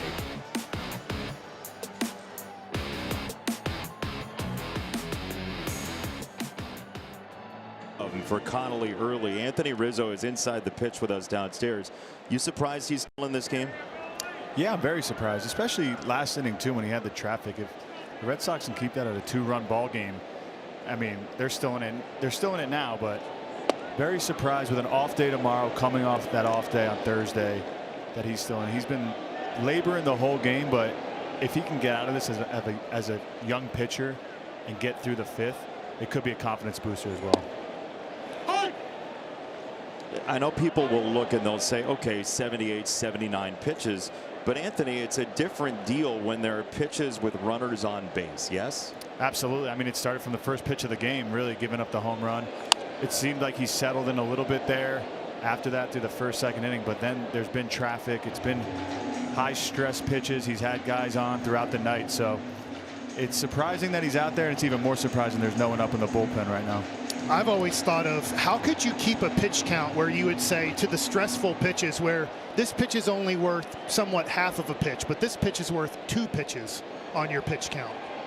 I think, yeah, just the eye test of the game. That's where you throw out all the information and analytics, which is so good in the game. But when it's only, what's he at, 80 pitches now, on paper that doesn't look too bad, but the way this game has gone, if you've been watching, it's hasn't been the easiest sailing for him. See Chad Tracy talking it over with Bailey, the pitching coach. That's a third hit for Foscue, who is feasting tonight. 3 for 3, 3 singles. Well, he's not sharp here at all, and I'm with you guys. The fact now maybe we get somebody up out in that bullpen, but it's been high stress every single inning from him. He's got 5 swing and misses. That's not really what he has been throughout the year. Almost averaging 13 or 14 in these appearances. Looks like Greg Weisert's going to get up now. Yeah, so you come into this inning with nobody up. Canely had thrown before, but now Weissert has to have some time to get loose. And the Rangers have swung early in counts. This could balloon fast. I think interesting too, it's been well documented here now for 2.5 months. You know, obviously Weissert coming up, getting up in that bullpen. If he comes in, he's going to come in with guys on base, and that has been the bugaboo for him. Clean innings, he's been just fine. With guys on base, he's really struggled this year. Well, and the Rangers are getting to see some big misses too, so they can, like right there, that's a miss by a foot. So you can zone them up a little bit more.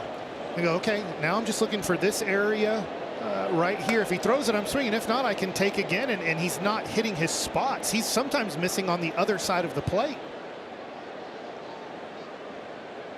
2-0. It's fouled away. 2 balls and a strike.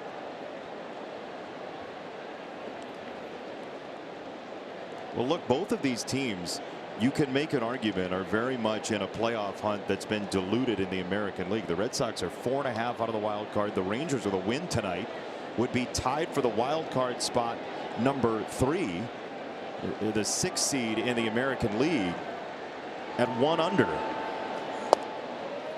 Well, we're still a month away from kind of big trade rumors, but it's going to be tough in the American League, because if you are 5 to 7 games under 500, you're only going to be a nice week away from maybe having that playoff spot. You have to trade based on the bell curve, not the record this year in the American League. 3-1. That's a ground ball left side. It clicks off of Durbin into left field. It's a base hit for Freeman. And once again, Higashioka comes up with 2 on and nobody out, and no movement yet. So they're going to leave him out there for one more guy. You know, that's the thing with this Red Sox team. You've won 2 straight. You've won this series. You had lost 7 previous series in a row here in this ballpark. And it's like this team is allergic to momentum. They really are. I mean, they'll win a game 8-1 and give up 4 in the first and just lose that game. Anytime you try to build some momentum with this Sox team, kind of have that clunker coming right out. That's another bad miss. It is, as long as you're going to see a young pitcher scuffle in the middle of a game in Major League Baseball right now. We are in the 5th inning, 2 on, nobody out, and a 1-0 for Higashioka. He hits a fly ball shallow left. Meyer is out to make the catch, and there's 1 away. Lou, you mentioned it off the top of the show. The Red Sox at Fenway Park in the back bay have not played very well. 3.5 runs per game, 23 home runs, the fewest in Major League Baseball. The DHs have 2 homers at home. 12-21 is the 2nd worst start at home since 1932, and the worst start in any full season. And that's the AL East right now, and it's gloomy. There's been a lot of historic numbers, not on the good side here at Fenway Park for this team. Their first homestand, they took 2 out of 3 from the Brewers. That was April 8th. This is the first home series that they've actually won. But when you got off to the start they did, you can't be satisfied with just winning the first 2. It's like baseball, guys. You wake up, you got to win that next game, try to get this sweep, something they haven't done in Fenway all year. Only 6 times in the franchise history have they gone without a sweep at home, but that's where they are right now. Well, I just look at it from the outside, you know, covering the Rangers, going, I just couldn't believe they didn't want Alex Bregman back to lead this young group of guys. Yeah, I think that one hurt. I think they thought they had him. Yeah, you lost Rafi Devers, you brought in Bregman for only 1 year, and you ended up losing both. Then you make the trade for Durbin, and Milwaukee has reaped the benefits of that so far. Pop up to shortstop, and 2 down. American Ninja Warrior is back with a triple threat. Tougher obstacles, fresh faces, and three-way races. American Ninja Warrior tomorrow on NBC and Peacock. You know, credit to Connolly early on getting these 2 outs in the 5th inning. He was pressed into pressing himself further, but the Rangers do pound out 11 hits on it.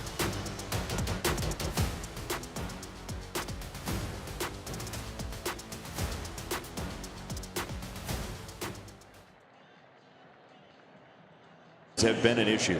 Yeah, 21 runners, 12 of them have scored. This has been, he's been snake bitten. He hasn't really thrown the ball well with guys on base, and it started in that first weekend out in Cincinnati, and it's kind of continued here for a while. Just completely different numbers with guys on versus a clean inning. He'll face Wyatt Langford, top of the order, and a ground ball foul, strike 1. You know, this is a guy that has been a huge part of this bullpen the last couple of years. They have leaned on him for 2 years to the point where in the second half he's kind of tired out. But this year it has just been a struggle in this situation, trying to get this third out and keeping these runners right where they are. Well, the Rangers have struggled in these situations to get hits. Somebody's got to win. Now, not tonight. The Rangers have done a pretty good job. Left some guys on base last inning after scoring 2. But this is where the Rangers, Skip's talked about a lot about, we get the guys on base, we just aren't getting them in. With a chance to blow the doors off a game. They've had 2 cracks at it. 2 on, 2 out. This was 2 on, nobody out. Strike 3, needle point to the corner, and Langford set aside by Weiser.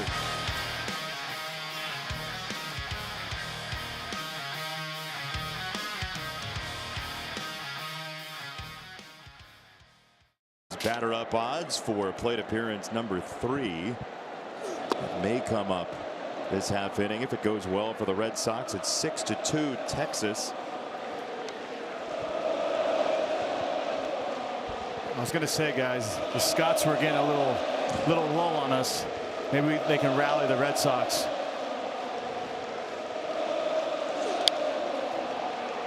Here's a fly ball. Shortstop, and one away. Durand makes the catch. Time for the This Changes Everything moment, brought to you by Universal Orlando Resort. We were talking about Connolly early, leaving the game around 80 pitches.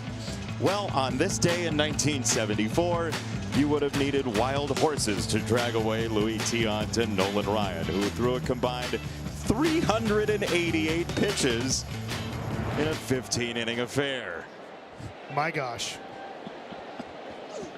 They came back 4 days later, right? Took the rubber again. Yeah. Through the great Louis Tiant. Throw 300 innings.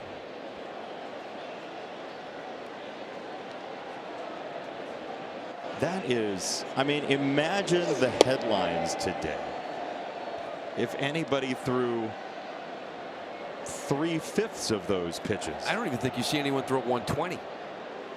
You know, rarely ever. I will say in 1995, I was in high school against Kerry Wood, and they threw him in the playoffs in a doubleheader, about 190 pitches. And that was a week after, or less than a week after, the Chicago Cubs drafted him 4th overall. Really? Yes. And the Chicago Cubs were at that game. They weren't very happy with the coaches at Grand Prairie in Texas. Yeah, I can imagine. It's precious cargo. Taj Bradley has thrown the most pitches for anybody to root for this year, 114. Yeah. In one outing. It's just a different game. These guys are max effort right out of the jump. You're talking about the Scottish fans or the pitchers? Max effort.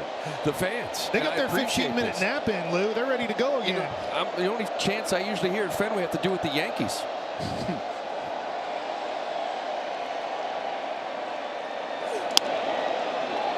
Looping line drive into center field, a base hit. So Skip Schumacher and his coaching staff was driving into Fenway Park, and they saw the Team Scotland fans walking down the street, and Skip Schumacher said one of his coaches turned to him and said everybody should wear kilts. Yeah, Rod Barajas, former catcher, and it would give you a nice breeze, and yeah, I guess it could be comfortable. I don't know, Lou, you got a kilt? No, I don't. But I tend to agree. I think it'd be nice. Maybe we should start that up. Do they need to be plaid, or can we get them in just, you know, one color solids? I think they're supposed to be tartan. I think they're supposed to be that sort of plaid, right? Yes. The wave has started, and it's even louder in here. I wasn't going to mention Rod, but thank you for saying who it was. Former Diamondbacks catcher Rod Barajas. This place is absolutely wired tonight. Is there any way you could get baseball games to be like this? I don't think this is going to be the only game you see this during this World Cup here. A lot of other cities. We actually head out to Seattle on the next road trip. And USA will be playing their game before us right next door. I imagine you'll see a similar atmosphere in some of the ballparks around.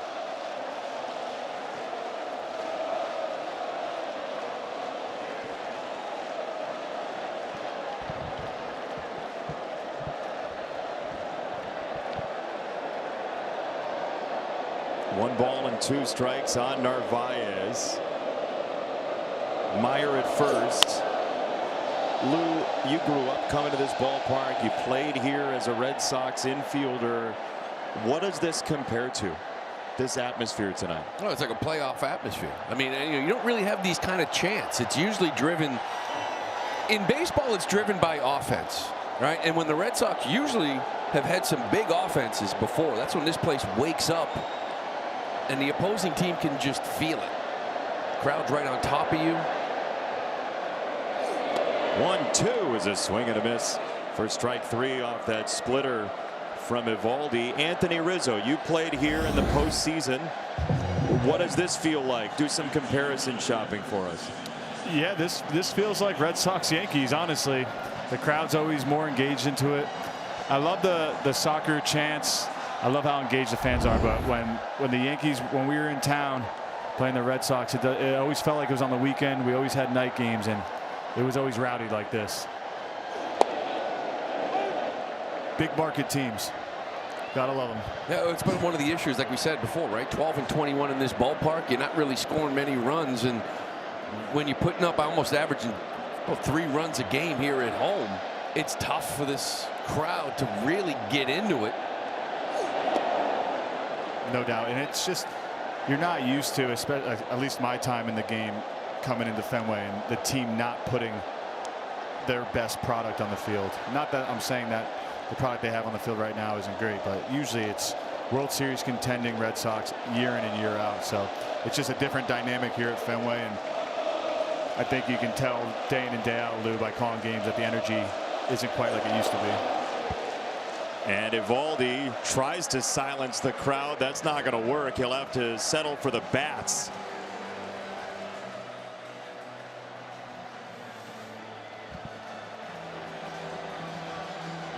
America's pastime.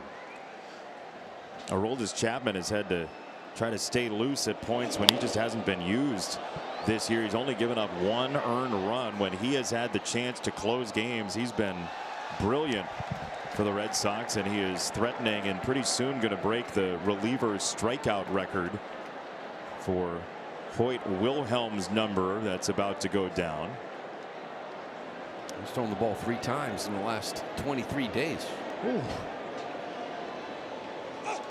Is that why he's getting so big? He's just been in the weight room? To be honest with you, one of them was in Cleveland up 9-4 because he needed to get work.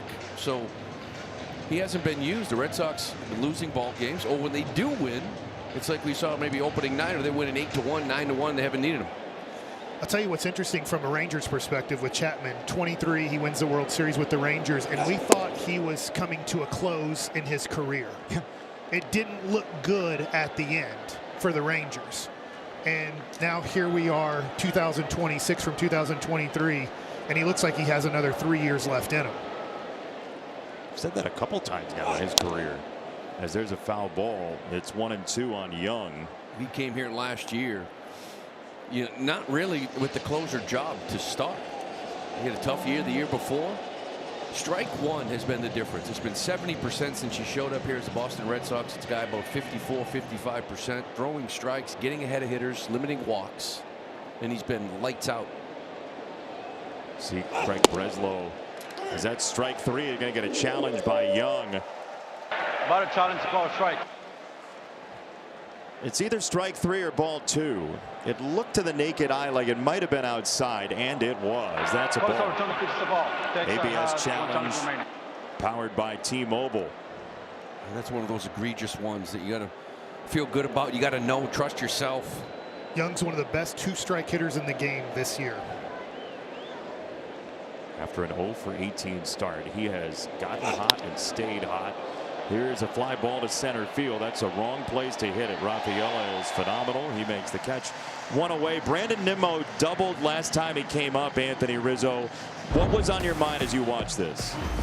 Well, Andrew Bailey just went out to talk to early about, he was in distress, try to calm him down, and Brandon Nimmo, the veteran he has, watching the game, knowing that his command was erratic, knew he was going to try to throw a first pitch strike. He jumped all over it just to put the ball in the air, get a run in, and ended up doing good things off the wall. So I love the aggressiveness from Nimmo there. Like that. Brandon Nimmo to left center field. That'll kick off the wall. Rafaela gets it back in. It's back-to-back doubles for Nimmo. So Anthony, let's be clear about this. When you saw a pitching coach go out to the mound, you thought you were more likely to get a solid strike. Well, it just depends on the situation of the mound visit, and watching that inning develop, early was really erratic with all of his pitches. So the pitching coach comes out, resets him. You have to be dead red down the middle, and he was right there. It was a fastball down the middle, and he did damage with it. Those expected numbers are starting to creep back. I don't know if there's a greater rivalry in sports than Anthony Rizzo versus expected stats. I like that. Yeah, well, you know what? David Ortiz said it years ago. I think he had a quote-unquote down year, and he said the difference between my good years and bad years is if guys catch the ball or not, because he hits the ball hard the same percentage every year. Shattered bat on a buzzsaw inside. Durbin from third does get Duran by a step. I like expected numbers during the season because it's easy when you're not getting hits. Nimmo's hitting the ball hard, not getting hits out of it, to change things up as a hitter. And sometimes say, listen, you're hitting the ball hard. You're not getting any love right now. It's not dropping. Don't change anything. Keep doing it. But when the season's over, expected numbers don't really mean much for me. I've never seen anybody go to arbitration and say, hey, my expected ERA was, are you going to pay me for it? But during the year, I think it can help a guy mentally.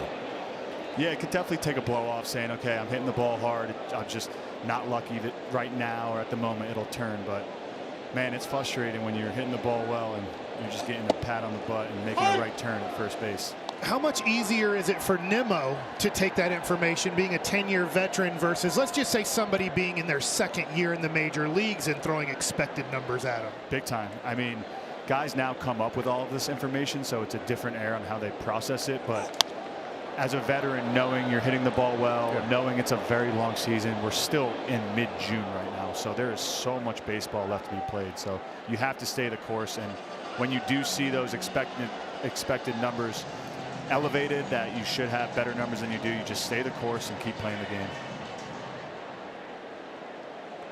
Well, the reason teams use them is you don't want to send somebody down. You don't want to get rid of somebody who's got bad numbers but is hitting the ball hard.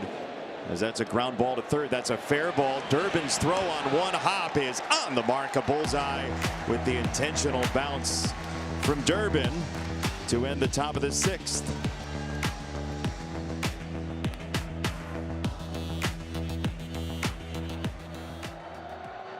Gotten sort of hot, trying to climb back to 500. They'll take on the Philadelphia Phillies live on NBC and Peacock. John Kruk, John Franco will be in the booth for that NL East matchup. That was just an absolute gnawing sinker by Eovaldi there for strike one to Rafaela. John Kruk, John Franco. If you like personalities, oh man, you should watch next week. Anthony Rizzo will be inside the pitch downstairs. Riz, be ready. Have your A game on your wit next week. Oh, I'll be bringing it next week. I know Frank a little bit from playing in New York. See him at a lot of Rangers games, Knicks games. So. Do you hear how he said that? I'll be bringing it next week. What is this? A bye week? No. Always. So we got the boss in town as a Red Sox fan today. So we got to make sure we're all on our A game. Ryan Watson getting loose in the Red Sox bullpen as Eovaldi throws his 76th pitch, and Ceddanne Rafaela, who is from the island nation of Curacao, population about 200,000 or so, but a proud sporting nation, which was in the World Cup for the draw and had its first match today. He said before the game, we were chatting about it, he said he was so proud to hear the national anthem on television. Curacao ran into a Germany side that looks poised to be dangerous. It was a 7-1 final, but when we talked to him, the match had already gone final. He was beaming about Curacao being in the World Cup. 2-2 on Rafaela. Chop foul. One of his middle names is Chipper. The folks around Boston know this likely, but maybe around the country, you don't know. His mom was such a big fan of Chipper Jones. She was a third base defender when Ceddanne was growing up. When she played, mom was a third baseman. And so she just loved Chipper Jones so much that it had to be part of his name. Well, I played for the Mets, so you sure you didn't want to call Rafael's middle name Larry? Because I felt like that's what I heard a whole bunch of at Shea Stadium. That is his given name. That's right. 3-2. Ground ball to shortstop. And one away. That always seemed like a bad idea as a heckle, right? Like Albert Bell's given name was Joey. Why would you want to poke the bear? It was a horrible idea at Shea Stadium. It was such a horrible idea. Didn't Chipper name one of his kids Shea because he owned Shea Stadium? That's right. Especially Albert. Just so intimidating. It's funny though, fans. Did you ever want on to the other turn side of that fence? They feel very comfortable. Next level pettiness from Larry. Oh yeah. Naming one of his kids Shea. So if you wanted to be super petty, Anthony, oh man, what would you name? Do it. Come on, be petty with us. Probably Willie, for Willie Peralta. I had his number when he was with the Brewers. I hit every pitch off him for a home run. He knew it. I knew it, but he always came after me, and I respected it. I don't know if there's anything more enjoyable than extremely confident inside the pitch Anthony Rizzo. On the other end, though, there's a few pitchers that could probably name their kids after me if they wanted to. That's how much they own me. So, like who? Chase Anderson's one of them. He owned me throughout his career, and there's a pop-up back of second into left, and Freeman to make the catch. More on that in a moment after this. With the Capital One Venture X card, you earn unlimited double miles on everything you buy and turn all of your purchases into extraordinary trips. Capital One, what's in your wallet? Former Rangers pitcher Mike Bassick, former Boston Red Sox infielder Lou Merloni, and Anthony Rizzo downstairs, who's listing off people he could name his children after because he had good numbers against them. World Series champion Anthony Rizzo, who knows Wilson Contreras very well, and Contreras sends another one into the night. His second home run.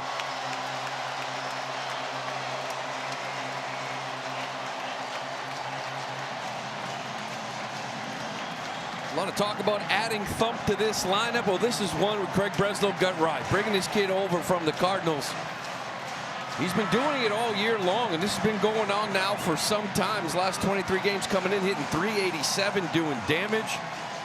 He gets on the plate. You try to challenge him inner half, and he's one guy that's adjusted well here to Fenway Park, getting the ball in the air.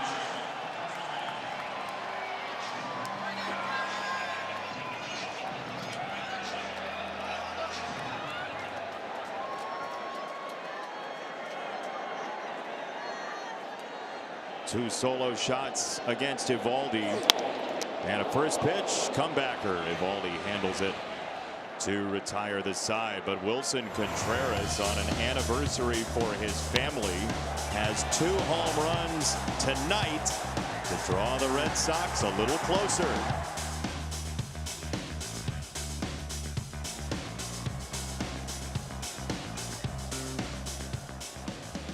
Home runs, and on this day last year, he and his brother William became the second pair of brothers all time to homer as opponents in the same inning.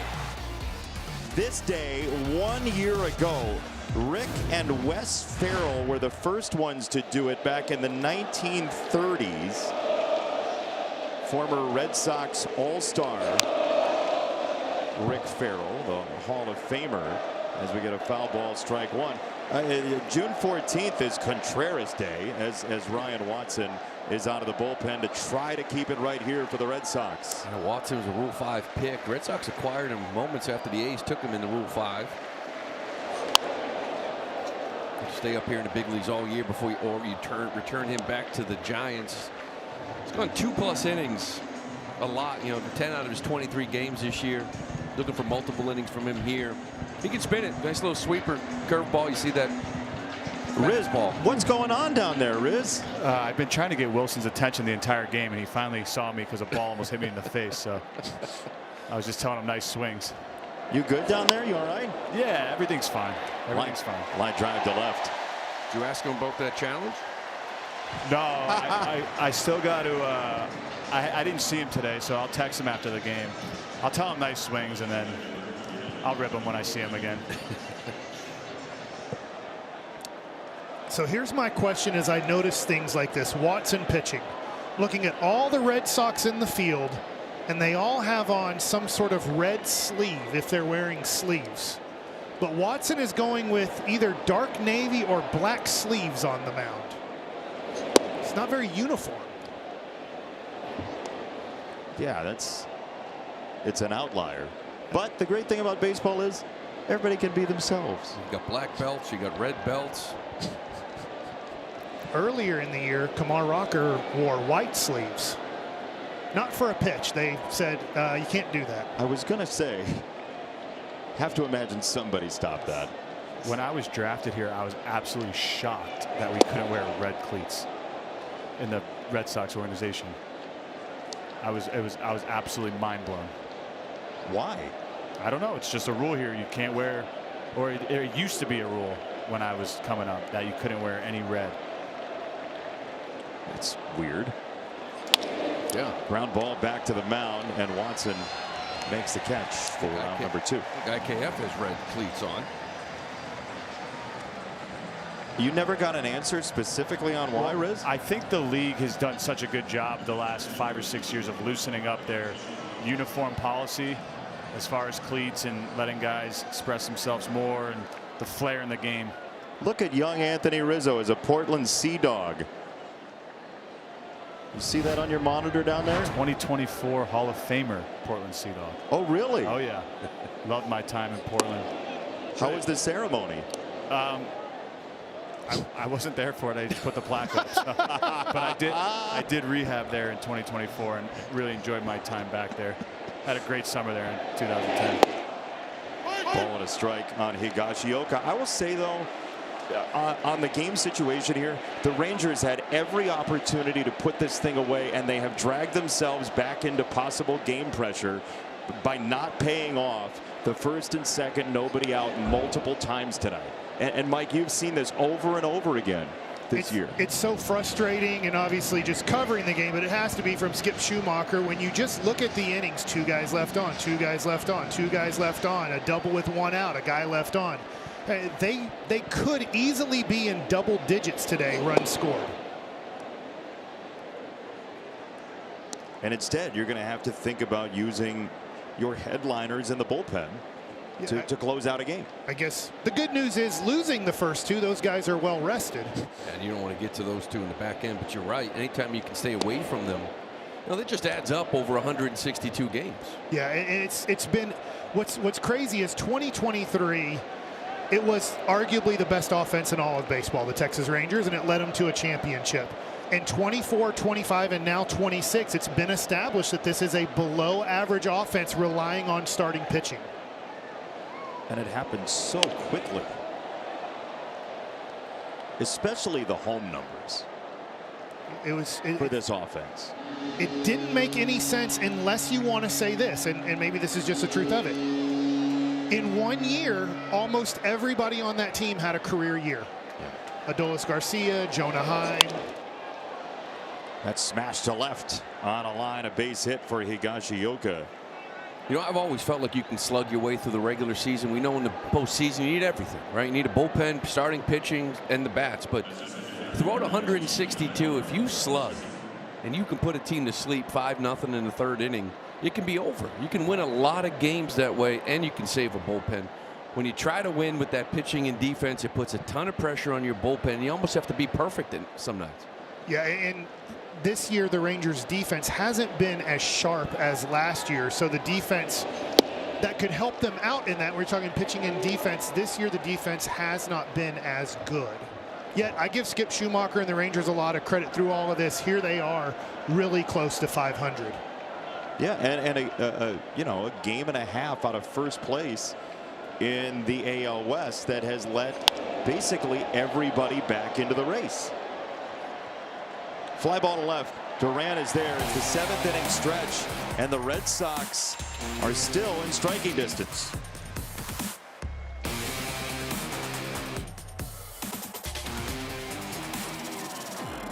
Baseball's bases and more at auctions.mlb.com. Lively night here at Fenway Park. Team Scotland's fans have overwhelmed Fenway, and the Rangers offense did too early on. 6-3 the score into the bottom of the seventh inning. The Red Sox did chip away. They chiseled with a run on the Contreras homer in the sixth, and Nathan Eovaldi trying to keep it right there. The former Red Sox right-hander throws ball one to Caleb Durbin, but again the Red Sox are hanging around looking for that first sweep this year at home as Jacob Junis loosens in the Rangers bullpen. Well, their goal is to get Eovaldi out, and Eovaldi's goal is to go to the dugout after 3 outs in the seventh. Young at third, snaps it across, one away. Nate sitting there at 87 pitches. We've gone over 100 pitches twice this year. So if you're the Red Sox, you don't want him to finish this inning. Right. Try to get to that bullpen as good as Junis has been for Rangers. I guarantee you, though, Nathan Eovaldi, bulldog that he is, told Skip Schumacher, I want the seventh inning. And he gets what he wants.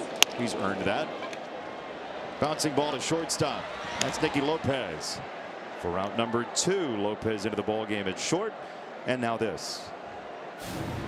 Food in the oven but don't want to miss a pitch? Just tell Siri, set a timer for 10 minutes.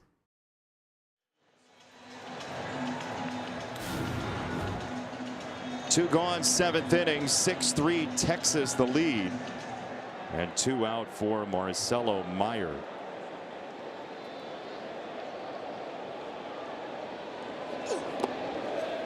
Lou, are you surprised how aggressive the bottom of the lineup is here? You just talked about 87 pitches and Eovaldi coming out here, maybe a little fatigued, and they're just kind of hacking in this inning. Yeah, they're coming out swinging. It's kind of like hitting now these days, right? Like rather than pitching to a situation, it's sort of like, what's the best pitch you can hit, you can drive, you're going to look for, kind of no matter what. You're right. Like struggling here late in the game, 90, 91 pitches, maybe make him work a little bit, get deep in accounts.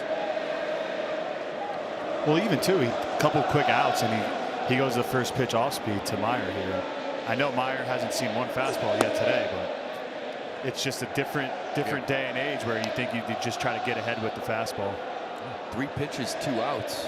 You'd think you'd get a free strike with a heater down the middle. The game is definitely telling Meyer, though, that they're just going to attack you with their off speed until you make the adjustment. Takes a fastball here at 3-1. So we mentioned Nicky Lopez into the ball game at the top of the inning to pinch hit for Foscue. He's at shortstop, Freeman at second base, and Duran in left. So they upgrade the outfield and infield defense, as it's 3-2 off that cutter to Meyer. Skip Schumacher, who has very fond memories of Fenway Park. His first challenge here was Tim Wakefield, and he was remembering with us before the game that he homered off of the late great knuckleballer who was just and still is beloved here in Boston, Tim Wakefield. Swing and a miss, strike 3. It's a splitter to finish off a 9-pitch inning for Nathan Eovaldi. The Red Sox were aggressive. Eovaldi preyed on it, and we will go to the 8th. 6-3 Texas.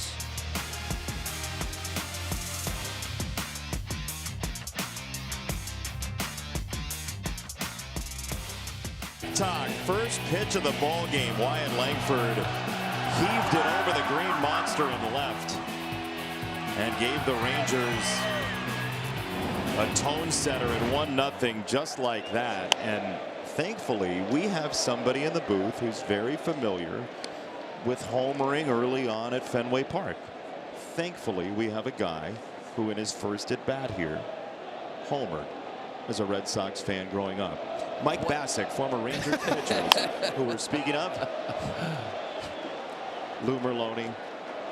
I know it's a fond memory for you. Oh, tough juggle, and eventually it does come down for Narvaez, who makes the play for out number 1. A little juggling act. Kind of gets underneath this thing, and last minute just sort of pops up, but good reaction to get this one. Yeah, it was quite a memory. You know, I grew up 20 miles west of the city, opened up on the road, came back here to Fenway Park, so I think half my town was probably present in Hobart in my first at bat here. You know, that home run was so special, I didn't want to hit another one the rest of the year. I wanted to just keep that memory with me. I mean, I can't even imagine looking out there, seeing it as a kid, come into this ballpark as a kid, and then doing that. Yeah, no, honestly, it's like you black out. I'll tell you, the good part about it was I opened up in Kansas City and I faced Jose Rosado, my first big league game. And 5 days later, he was on the mound. So it was like in the big leagues for a week, and you've already seen a guy twice. So that helped a little bit.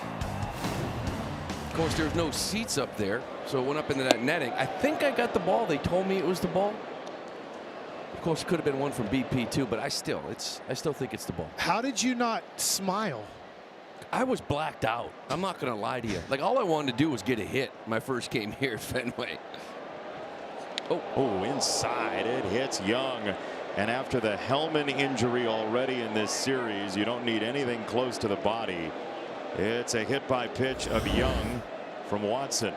Young's been the best hitter for the Rangers, and I think it caught quite a bit of the Marucci pad, but a little bit maybe of the skin. He said, I'm good. He's going to leave it on. Just in case he picks it first and wants to hit him again. Lou, how are the guys in the dugout when you hit that home run? Silent treatment. Really? Yeah, silent treatment. Mo Vaughn was 1998, and I just kind of came back to the dugout and nobody said anything. Jason Varitek was at home plate, and Mike Benjamin, I believe, as well. And I got back to the dugout, it was nothing. Silence. Until Mo Vaughn, big man, kind of gave me that bear hug. High fly ball center field. Rafaela back on it, still dancing. He makes the catch. Young thought about tagging, but Rafaela has a howitzer out there, and 2 down. He's a good job going back on this too, kind of setting up, knowing that Young may think about tagging. It's his first step, usually direct line, kind of, but gets behind this baseball, knowing that Young's at first base. Delivers a good throw to second. That's a lot of fun. That's a great play out there in center field, because usually you can just conceive, and it's a great play on Young too, going back to tag up. How much, Lou, do you think yesterday played into the role with a kind of hit and run situation where Rafaela kind of off balance lobbed the ball into the infield and Nicky Lopez scored from first base? Yeah, you know, that's where the infielder comes in. Sometimes he catches balls and kind of tries to flip it into second base quick. I don't have a problem with it. It's just an in-between hop. IKF couldn't handle it, but he's This is his first throwing error of the year. Listen, it's fun watching this kid play center field. We don't get to watch PCA all the time, but I've never seen anybody as good as this kid up in center. We were talking to him about it before the game. He said he visualizes, and has for a long time, visualizes where the ball is going to go. It's a very young age. 6-3 still. The Red Sox have a chance, trailing by 3.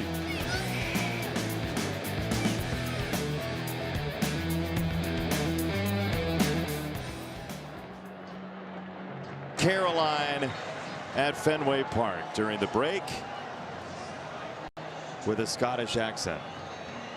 It's been a brilliant night here at Fenway, and Jacob Junis has been mammoth out of that bullpen for the Texas Rangers, inviting contact. He doesn't overpower you with this fastball. It's low 90s, but he is going to throw strikes, and he wants you to hit the ball within 3 pitches. It's rare he goes past 3 pitches to a hitter. That OPS for righties. They're not hitting him at all. 6 for 50, 120 batting average. That slider, the league is 4 for 39 against this year. It's been impressive, and then he uses the slider there, and then all of a sudden that ball doesn't slide. It rides in on the hands. I always say one of the great opponents of a reliever, you fall behind 1-0, what do you have to get back into the count? He throws that nasty slider to get back to even. And that is a frisbee for strike 3. There's one away. So Anthony Rizzo, you got a lefty coming up here, Yoshida.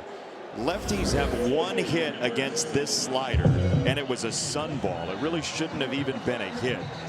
What do you do against this in the left-hand box? I'll tell you what, Jock Peterson is on the Texas Rangers. He taught me this years ago. When guys like this have anomaly numbers, I move up in the box, I move in on the box.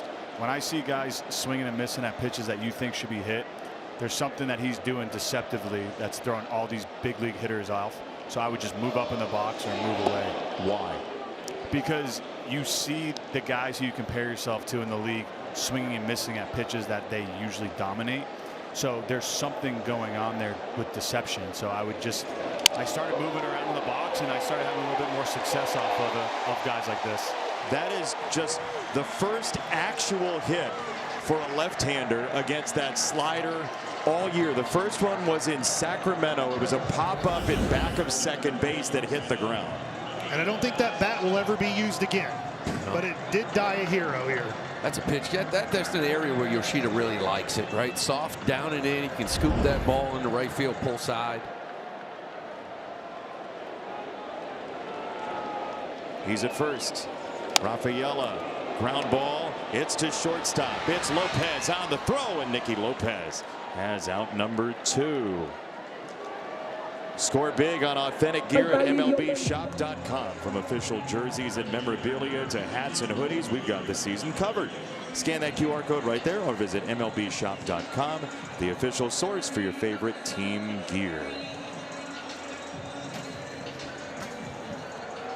2 down, and now the best Abreu can do for the Red Sox is make it 6-5 with his 9 homers in 16 games against Texas. Well, you know, this kid here this year, they allowed him to face lefties for the first time. He's hitting .380. That is second for left-handers against lefties in the league. The problem is he's hitting .236 against righties. Against lefties, he keeps his shoulder in there. It's a nice short stroke. He kind of uses the whole field. Against righties, the swing can get long. That back shoulder can drop. And for this, he's always been a guy, less is more. He's such a strong kid. If he just touches it, doesn't need to overswing, he becomes a better hitter. So what in Junis's arsenal would Abreu like, Lou? Well, when he gets long, it's the fastball up that he does not like. You know, so I mean, this slider it's difficult. Normally, I'd say that cutter in is something he can really drop the head and drive. When he is short, that fastball inner half you don't want to mess with. I'd like to see him commit to left field a little bit more. Line drive, that's down. It's a base hit. Here comes Yoshida, and it's 6-4 in the 8th. Now the tying run walks up in the form of a guy who's got 2 homers tonight. Well, this is that short swing, right? The fastball up. He doesn't try to do too much. You see a nice balanced swing when he gets along.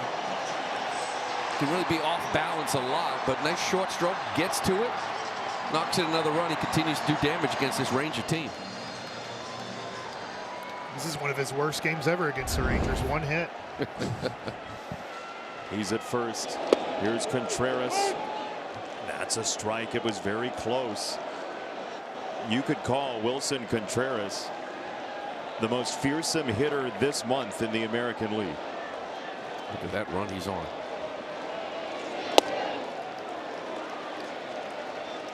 Guy like this with this kind of slider, that's how they usually attack him, right?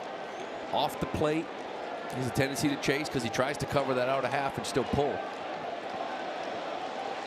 Yoshida just scored the 4th run. Contreras trying to tie the game with one swing, and he vaults it high in the air. First base side, foul territory. Berger fading, he can't make the catch. It's been an adventure at points over there this year in foul territory specifically. And Contreras stays alive. Well, you said it, Jason. It's been a major issue for Jake Berger on pop-ups. And this one, obviously, it fooled Higgy, too. The catcher, Higashioka, overran this one. Called off, but Berger not close to catching it. Yeah, that quick peek right at the end. He looked at Higashioka to see if he was going to catch it because he took his eye off that. That's a stark wind he was dealing with. Left side, base hit. Contreras has the 3rd hit of the inning.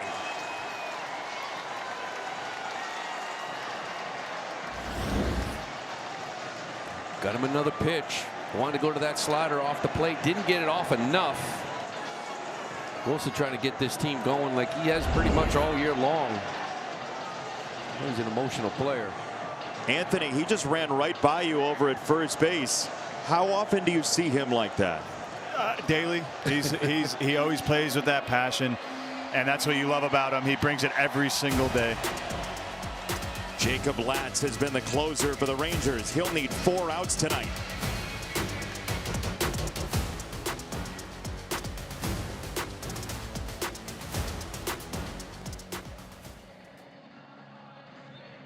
Where it is this year without Jacob Latz, who goes for the save here in the 8th to start his journey.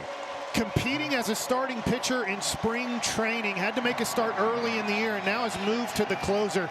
He does have 4 saves by getting more than 3 outs, so this is not uncommon for Latz to come in the 8th inning. Left on left with Jarren Duran, who's got big time power, and he braces for ball 1. A fastball from Latz.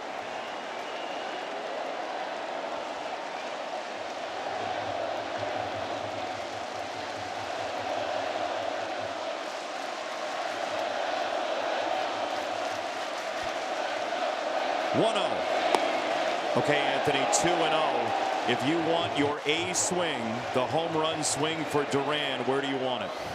Well, you just saw 2 fastballs, so you got the timing good on that. It's got to be middle in for me, and if he pops the slider off of that, it still has to start middle in up. But I'm launching here 2-0 on a fastball. He was trying to. It's a pitch too. That's a challenge pitch in a big situation. Yeah, that's who's the better man. Let's go.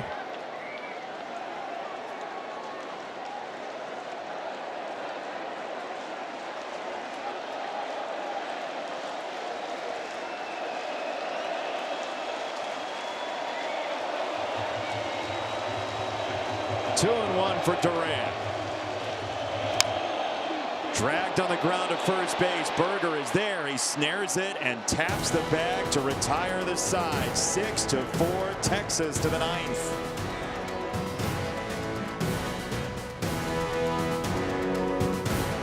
With the 126th U.S. Open on NBC and Peacock.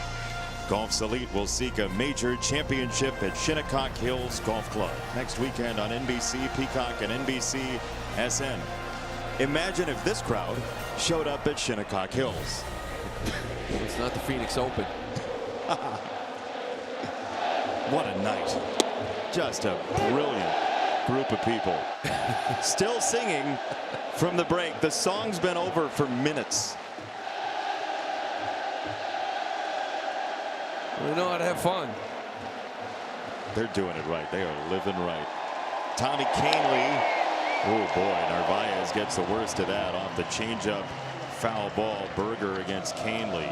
Tommy, a changeup monster. Now this year, not throwing it as much as he has in the past. Last year, almost 86% of the time, and even with that, they still only hit 217 off it. I mean, this pitch is filthy. But he's mixing it in the four-seam fastball and a slider a little bit more. But it's hard to believe he's not going to go to that pitch more and more as he gets more appearances here. And Berger was out in front. He read it as a fastball, and this is the best place. There's great places to watch baseball. This is the best.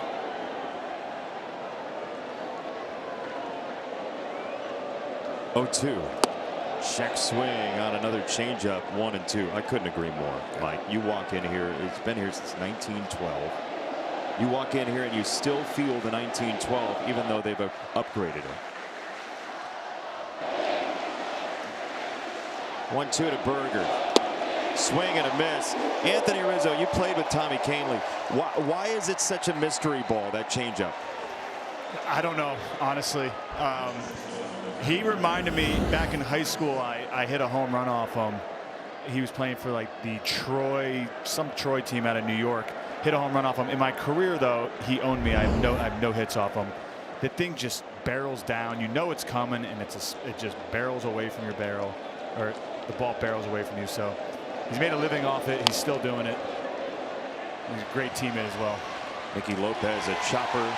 Canley covers quickly. 2 down. Sunday Night Baseball on NBC is brought to you by Expedia, the one place you go to go places. You guys talking about Fenway Park. I started my career here for 6 years and then went to San Diego and Cleveland. And it was the first time I realized you don't play in front of 30, 35, 38,000. Because even when we go on the road, Red Sox fans follow. But there are some games in the league where 15,000 people show up. And here, even with this team having a down year, they'll still get 31, 32,000 screaming and yelling. There's no place like it. Can you feel it on the field, Lou? Oh, yeah, because they're on top of you. They are on top of you. And they're right. It's loud on the field. You can hear it. I think a lot of opponents kind of feel it as well, sometimes late in the game. In the visiting clubhouse, when you're hitting batting practice before the game in the cage, it's right next to the bar that's connected to a bar. So we would always, I'm not kidding, I would open the door sometimes and poke my head out, see the fans, wait till to see if they notice us, and then shut it. We'd open the window so they could watch us hit. I mean, this place is just a party. Well, Rizzo, we were talking about that 2021 playoff wildcard game. You were on the other side, but I've never seen Fenway like it during that stretch. Yeah, I remember looking at Aaron Judge during the game while we were losing. I was like, dude, this place is electric. And he looked at me like, we're losing. I'm like, it's all right, we're going to come back, right? It was early in the game, but the atmosphere here, playing here, Yankees, Red Sox, really any team coming in is just an amazing atmosphere. 3-0, that's in for a strike. Yankees, Red Sox, we will have for you in exactly 2 weeks right here at Fenway Park. You'll be downstairs, Anthony, enjoying that rivalry in all its glory. Yeah, it'll be a good look to see that rivalry from this beautiful view I have. This is a great view to watch a ball game. Got to see the Cubs-Cardinals rivalry on the media side. Now I get the Yankees-Red Sox. Been a part of both of them, so it's gonna be a fun one.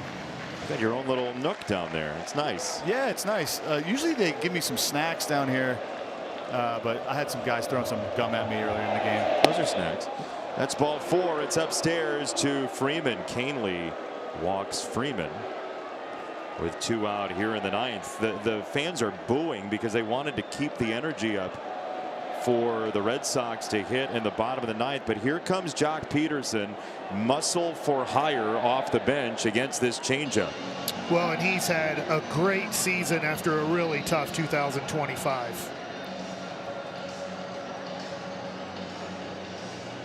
Jock Peterson, 8 homers, 7 doubles. He'll come off the bench, and he has just tormented both sides of pitchers. Well, he's so smart. One, he'll make the pitcher work for the out. 2, he seems to just have that high IQ, and I don't know if he's a guess hitter. I don't want to say he's a total guess hitter, but he's playing high percentages and seems to be on certain pitches where you're like, that's just a high baseball IQ.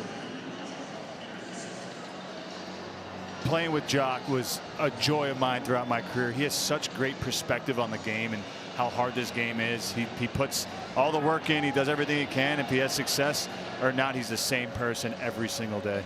I turned around when we were in the clubhouse and there was a huge bear hug going on. It was you and him. Oh yeah. We love playing together.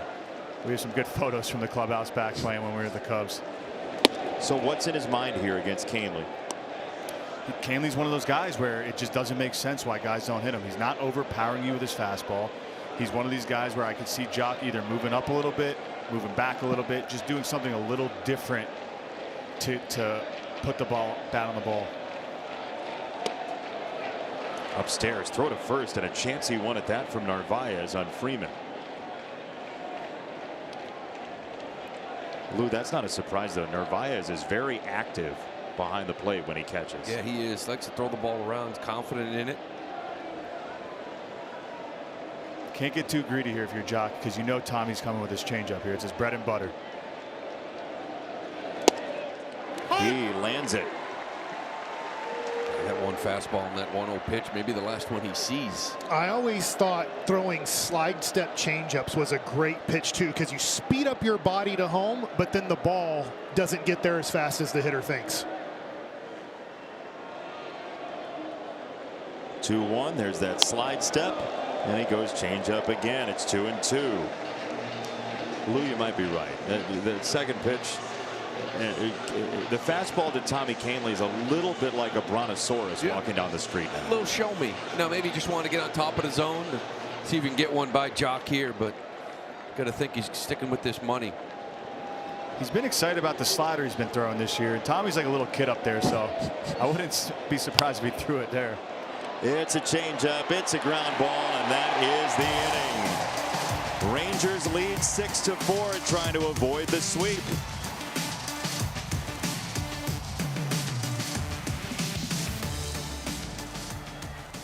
Here at Fenway Park, but they do at the same time and in the same token are tied for the most hits in the 9th inning in Major League Baseball. 41 runs is the most. Part of that is their struggles to close teams out at home, but we'll see if there's some magic in those bats tonight, starting with Durbin in the 9th.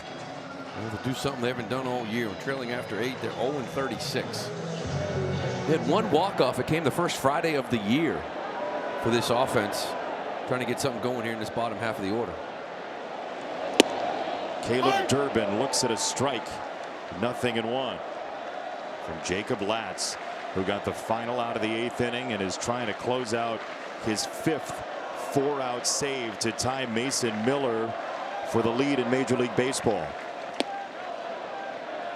Well, he's a guy that when he was a starter, you can kind of look at Baseball Savant and be a little bit fooled, because you'll see his fastball more 93, 94, but that includes when he had to have 3- and 4-inning outings. As just a closer, he's more mid-90s. Remember, the Red Sox are out of ABS challenges, so that was a strike, but if you wanted to challenge, you couldn't, at least until a prospective 10th inning.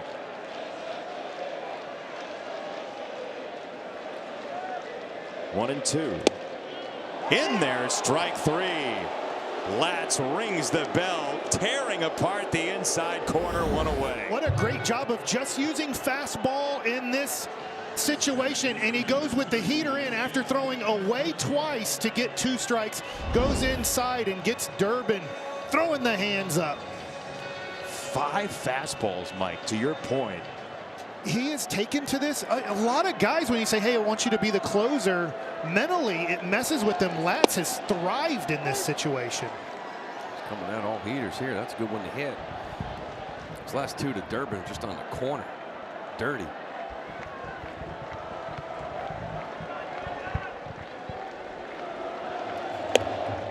There's another heater upstairs. 1 ball, 1 strike.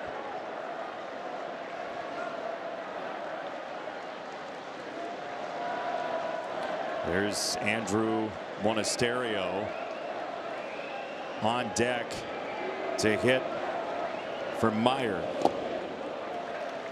2-1 on Kiner Falefa. Red Sox need a base runner.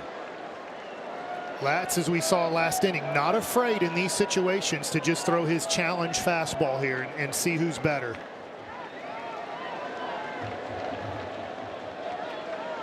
Two-one. Yeah, he did right there. Top of the zone. Go ahead and try me. Yeah, and he does have a very good changeup. Used it a little bit more as a starter, but right now, the way he's challenging with the heater, why not again? Blew it by him. Way late.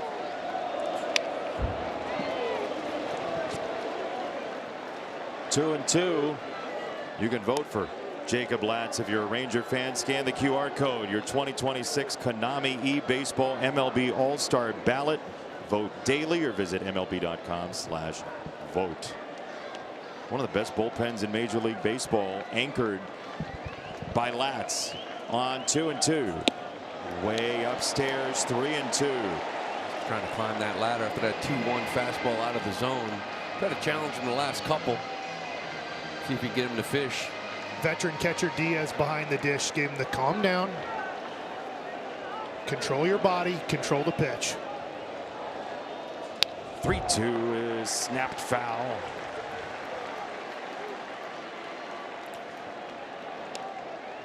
I would be a little bit worried about throwing a changeup here, even though it's a good pitch. You might speed up his bat and he might be able to catch it out in front. You got two cushion here. You got to throw, got to challenge him right with this heater.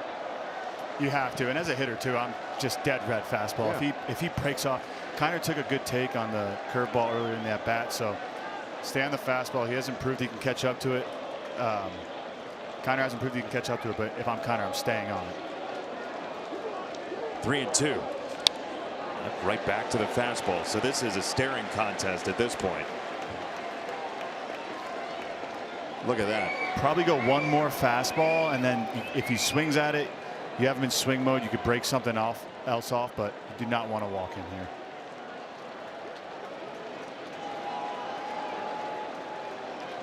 Three and two again. There's your fastball.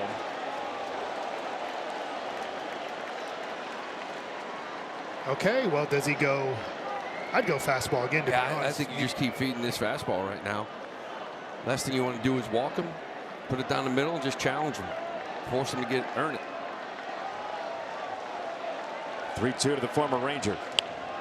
Kiner Falefa hits it in the air. Foul, first base side. And Jake Burger is over there to make the play for out number 2. Burger hauls it in right at the edge of the playing surface, Anthony. What a play. Yeah, right in front of me there. That one got the juice flowing a little bit. Thought he may be coming in at me. It's a big fellow, but I was ready for him.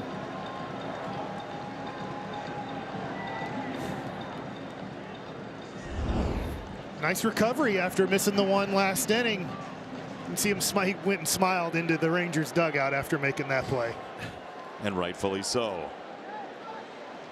2 out, Monasterio. Pinch hitting for Meyer. Back to the fastball with Latz, ball 1. I mean, you talk about just taking control of the game with one pitch.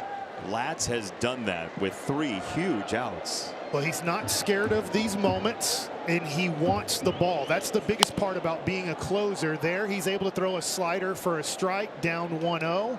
He has the ability to do that, but the biggest ability that he has is the mentality to do it. We love having a closer come in with confidence in that fastball, right? To challenge him.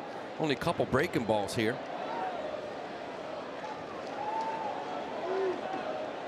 1-1. Upstairs, 2 balls and a strike. Monasterio 2 for 9 as a pinch hitter. You know, with Meyer, they pick their spots. Let him face a lefty here and there, but usually with the relievers, they're different animals from the left side.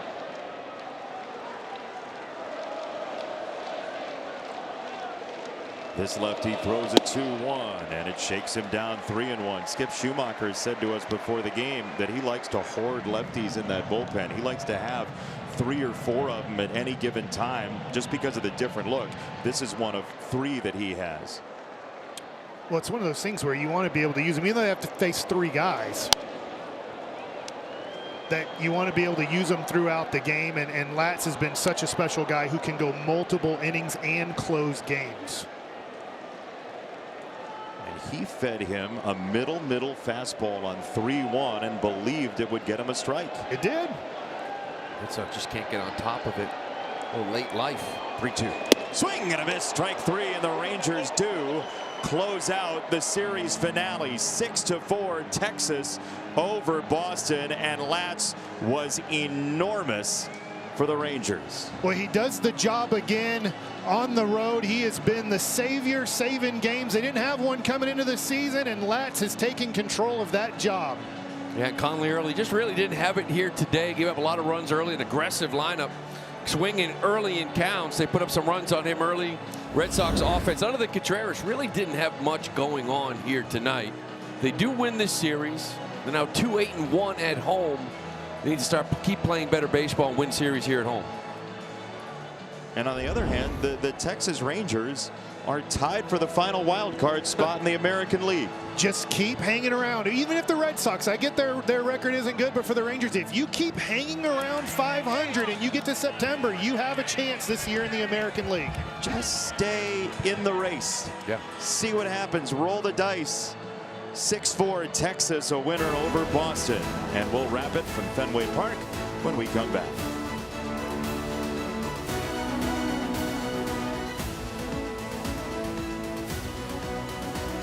Athletes can conquer the course in new episodes of American Ninja Warrior, now streaming on Peacock.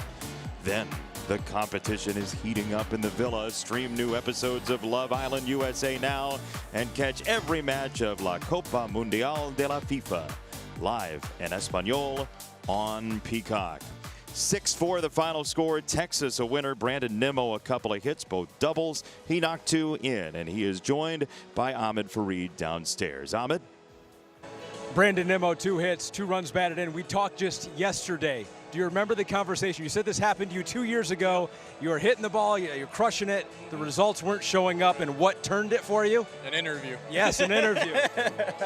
It's happened again now. No, it's funny how that works out sometimes. But yeah, 2 years ago, I had an interview, talked about, I'm doing things well on the paper, and we're just hoping, it'll start coming through on the field. And we had an interview last night, actually yesterday afternoon, and talked about the same thing.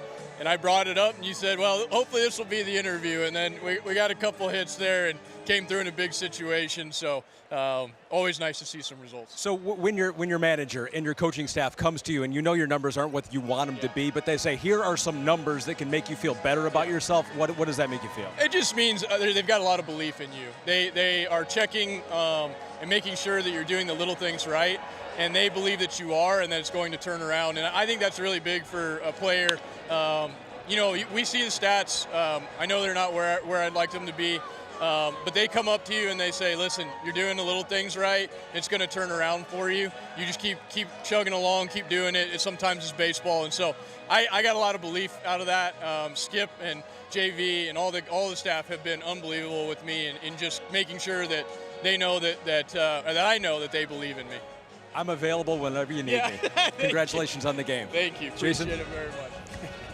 Awesome. Brandon Nimmo, thrilled to see Ahmed Fareed, as we all are. 6-4 the final score. Texas over Boston next weekend. Join us 3 Eastern on Peacock and NBCSN. Sunday leadoff, Twins and the Diamondbacks. Then in prime time on NBC and Peacock, the Mets take on the Phillies on Sunday Night Baseball. John Kruk, John Franco in the booth.